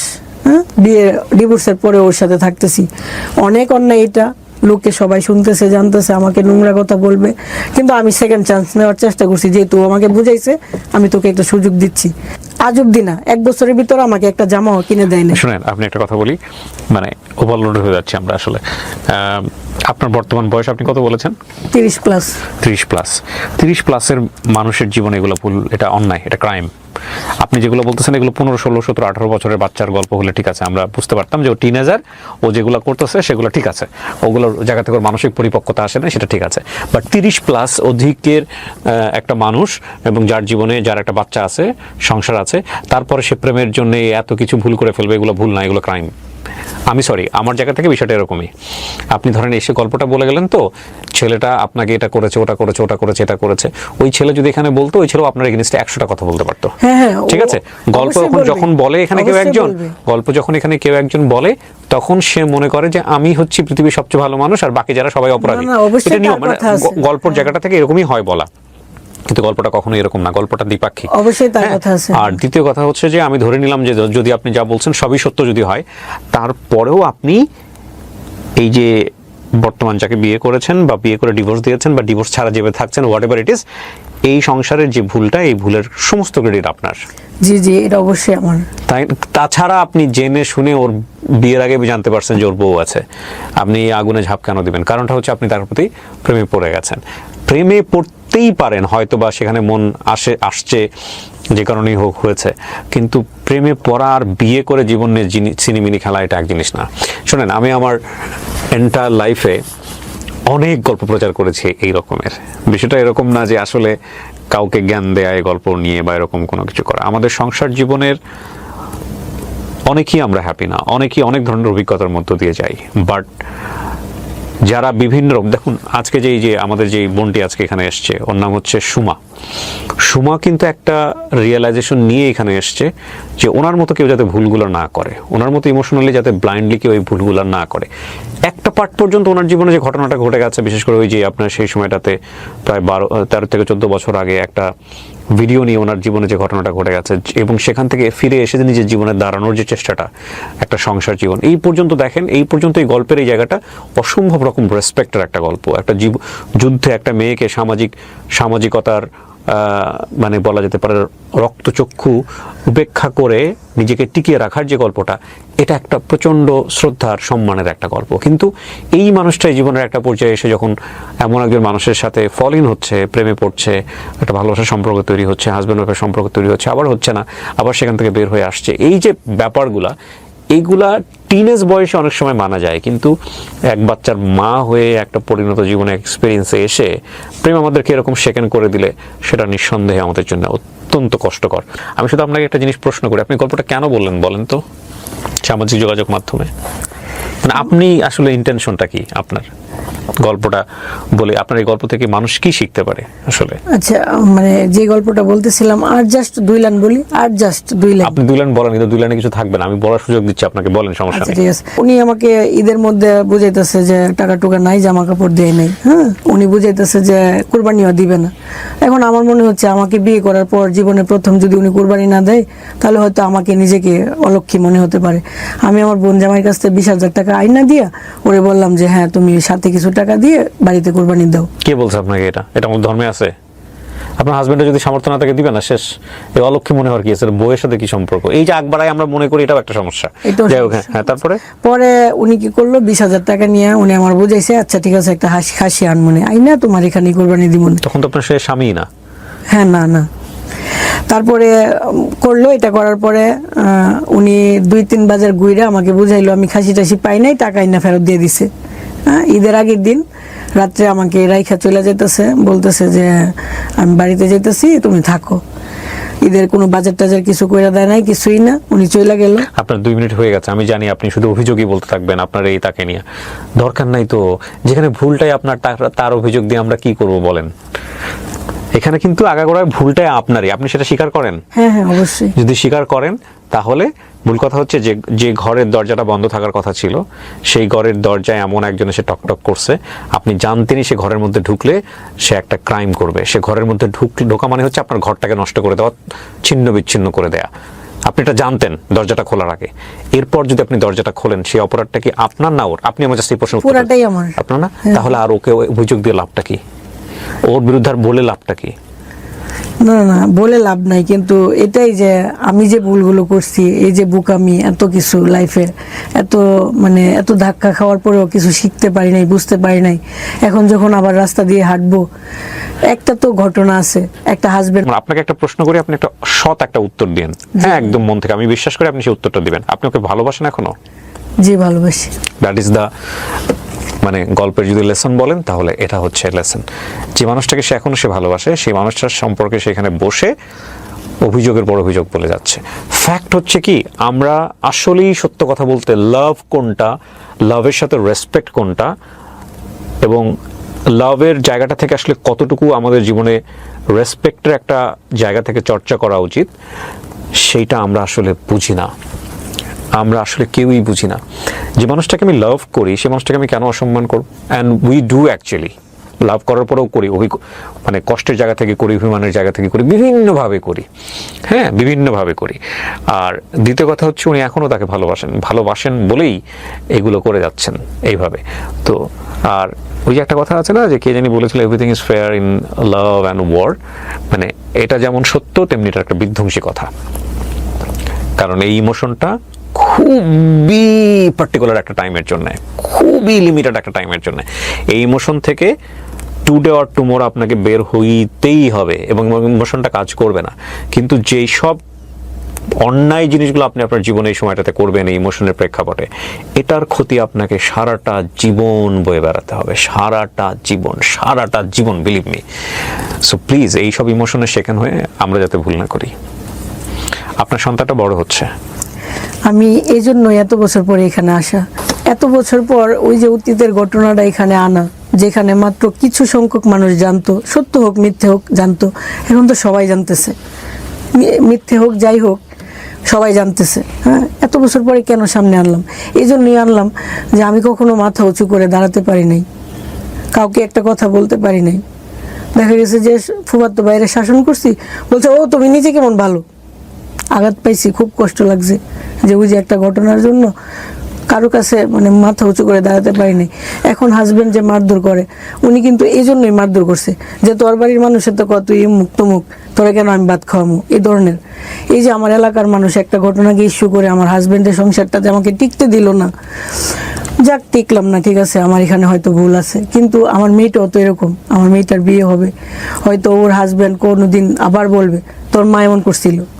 এই যে মিথ্যেটা আমি বয়ে বেড়াইছি, এটা আমার মেয়ে আবার বয়ে বেড়াবে। সম্পর্কটা যখন খারাপ হয়ে যায় দুজন মানুষের মধ্যে, তখন মানুষের এই দুর্বল জায়গাগুলো নিয়ে কথা বলতেই মানুষ পছন্দ করে। তখন আমার মেয়েটা এরকম সব আপনার হাজবেন্ড যে ভদ্রলোক যে কথা বলছেন, উনি যখন ভালো থাকে, যখন ভালো মুডে থাকে আপনার সঙ্গে, তখন আপনাকে সে সম্মান করে না, আপনাকে আদর যত্ন করে না? করে তো। ঠিক তখনই মানুষটা যখন মেজাজটা বিগড়ে যায়, তখনই সে পুরো একদম জঙ্গলি জানোয়ারের মতো হয়ে যায়, রাইট? এখন কথা হচ্ছে কি, এই দুইটা জায়গার মধ্যে ব্যালেন্স রাখাটা খুব জরুরি। আমরা সেটা করি না। আমাদের কাছে মনে হয় যে ঠিক আছে, আমাদের একটা পাত্রে আমরা খাচ্ছি, এবং এটা কিন্তু এটাও কিন্তু আমরা দেখবেন যে বায়োলজিক্যাল ভাবেই কেন জানি আমরা পাইছি। মজার বিষয় হচ্ছে, আমরা একটা পাত্রে খাচ্ছি এবং এই পাত্রটা যেটা আমরা ওই পাত্রেই দেখা গেল মানে এক ধরনের ভমিটিং করে চলে যাচ্ছে, এরকম একটা অবস্থা। আমরা ব্যালেন্স রাখতে পারি না এবং আমরা মনে করি না যে নেক্সট এই জিনিসটা আমার প্রয়োজন। হ্যাঁ, বিশেষ করে আমি যখন ইমোশনালি একটা মানুষের প্রতি ফল করছি, তুমি ছাড়া আমার পৃথিবীতে আর কেউ নাই, তুমি ছাড়া আমার চলবে না, একদম দুনিয়া উথাল পাতাল হয়ে যাচ্ছে। আবার যখন অপছন্দের তালিকায় চলে যাচ্ছে মানুষটা, ওর চেহারার দিকে তাকাবো না। এই দুটোর মধ্যে ব্যালেন্স করাটা খুবই জরুরি, এবং ব্যালেন্স হয় না বলেই জীবন কখনো কখনো খুবই সুন্দর, কখনো কখনো মারাত্মক অসুন্দর। ওই যে আপনি তো আপনার একটা হাজবেন্ডের সংসার করে আসছেন, যার শরীরটা পচে গেল, মারা গেল, উনি তো আপনার কাছে অসাধারণ একটা মানুষ, তাই না? অবশ্যই সারা জীবন তাকে আপনি রেসপেক্ট করে যাবেন। প্রেম যতই থাকুক না কেন, ইমোশন যতই থাকুক, যত লাভই করেন না কেন, আপনি বিয়ের ক্ষেত্রে কখনোই ভুল সিদ্ধান্ত নেওয়া উচিত না যৌক্তিকভাবে। এটা আপনি বলবেন কি বলবেন না বলেন? জি অবশ্যই। আপনার দ্বিতীয় বিয়েটা যেটা, এটা ভালো সিদ্ধান্ত ছিল না? এটা অবশ্যই ভুল সিদ্ধান্ত ছিল। আমি এই গল্পগুলো এখানে এটা বলার কারণ হচ্ছে কি, এই যে আমি যখন আবার রাস্তা দিয়ে হাঁটবো, লোকে বলবে ও তো স্বামী সংসার করতে পারে নাই, বা 12 হাঙ্গাল নিতে। আপনি চেহারা মানুষের মুখ বন্ধ করতে পারবেন না তো, মানুষের মুখে। এবং কেউ ফেরেশতা না, শোনেন, প্রত্যেকের জীবনেই আছে। কারোটা আমরা হয়তো জানি, কারোটা আমরা জানি না। আর আমরা বিচার করতে পছন্দ করি, আমরা মানুষকে নিয়ে কথা বলতে পছন্দ করি। ওগুলো বাদ দেন, ওগুলো নিয়ে আপনি যদি চলতে চান আপনি পাগল হয়ে যাবেন। কিন্তু আমার ওকে ছেড়ে দেওয়ার মধ্যে সব থেকে মেন কারণ ছিল ওই যে লোকে আমাকে বলতেছে যে আমি কারো সংসার নষ্ট করছি, বা বিভিন্ন ভিডিও। তাহলে আপনার বিয়ে করাটাই উচিত হয় নাই। হ্যাঁ, বিভিন্ন ভিডিও আসে যে মানে খারাপ মেয়েরাই দ্বিতীয় বিয়ে করে বা এগুলো দেখার পরে আমার খুব খারাপ লাগে সেজন্য যে- আপনার সেকেন্ড বিয়েটার ক্ষেত্রে আপনার একটু ঠান্ডা মাথায় সিদ্ধান্ত নেওয়া উচিত ছিল। হ্যাঁ, আপনি তো স্বাবলম্বী নারী ছিলেন, ধরেন আপনার এই ভুলের জায়গাটা আমি মানতে পারতাম যদি আপনি কারোর উপর ডিপেন্ডেন্ট থাকতেন, যদি নির্ভর থাকতেন, যদি মনে হয় না ঠিক আছে বের হয়ে যাই, বাবা আমার ঘরে আছেন, বাবা মা আপনার সঙ্গে অত্যাচার করতেছে, ভালো তা তো লাগতেছে না, না যে হ্যাঁ একটা চলে কিছু গেলাম, করবেন। কিন্তু আপনি নিজে নিজে আয় করতেছেন, আপনি আরো 4-5টা মানুষের কাজের ব্যবস্থা করছেন, সেখানে আপনার তো এই ধরনের একটা মানে শুধুমাত্র আবেগী হয়ে শুধুমাত্র প্রেমে পড়ে এই ধরনের ভুল করাটা উচিত হয় না। এটা তো অবশ্যই উচিত হয় না। আর তখন মনে হয়েছে কি যে না মানে দুইটা সংসার কি অনেকের আছে না, বা যদি একটু মেনে নেওয়া যায় সমস্যা কি। প্রিয় দর্শক এবং শ্রোতা, একটা কথা বলে নেই, এটা একপাক্ষিক গল্প এবং আমাদের ডিসক্লেইমারে স্পষ্ট করে বলে দেওয়া আছে যে একটা মানুষ যখন জীবন গল্প বলে তখন তার জায়গা থেকে সে নিজের মতো করে বলে, এবং এই বলার মধ্যে প্রচন্ড রকমের ভুল থাকতে পারে, এই বলার মধ্যে মিথ্যা থাকতে পারে, এই বলার মধ্যে কোনো কিছুই প্রমাণযোগ্য নয়। সেই জায়গা থেকে আমরা চেষ্টা করি যাদেরকে নিয়ে গল্প হচ্ছে, যাকে নিয়ে গল্প হচ্ছে, সেই বিষয়গুলোর নাম পরিচয় সমস্ত কিছু হাইড করে গল্পটা উপস্থাপন করা। আমাদের উদ্দেশ্য হচ্ছে কোনো ব্যক্তি কোনো প্রতিষ্ঠানকে হেয় করা নয়। আপনারা দেখবেন ডিসক্লেইমারে এই কথাটা স্পষ্ট করে বলে দেওয়া আছে, এবং আমাদের উদ্দেশ্য হচ্ছে তার জীবনের গল্প, যিনি যেটা এখানে বলে গেলেন, সেই গল্প থেকে আমাদের কোনো কিছু শেখার আছে কিনা সেই মেসেজটা বের করা। আজকের এই জীবন গল্পের দুটো দিক, একটা হচ্ছে আমাদের সমাজে নারীরা বিভিন্নভাবে নিগৃহীত হয়, এবং বিশেষ করে যে সময়ের গল্প বলেছে সেই সময় এরকম ঘটনা কিন্তু অনেক ছিল, যে একটা ছোট্ট ভিডিও ফুটেজ বের করে দিয়ে তাকে সামাজিকভাবে বিভিন্নভাবে হেয় করা, এবং সেটার কনসিকোয়েন্স কত বড় হতে পারে, লেখাপড়া বন্ধ হয়ে যাওয়া, অনেকে সুইসাইডের মতো ঘটনাও বেছে নেয়, সে একটা অধ্যায়। তারপরে নিজের জীবনে ঘুরে দাঁড়িয়ে সুন্দর একটা জীবন, এবং তারপরে এসে ইমোশনালি ফল ইন হয়ে নিজের জীবনটাকে এলোমেলো করে ফেলা, এবং এই জাতীয়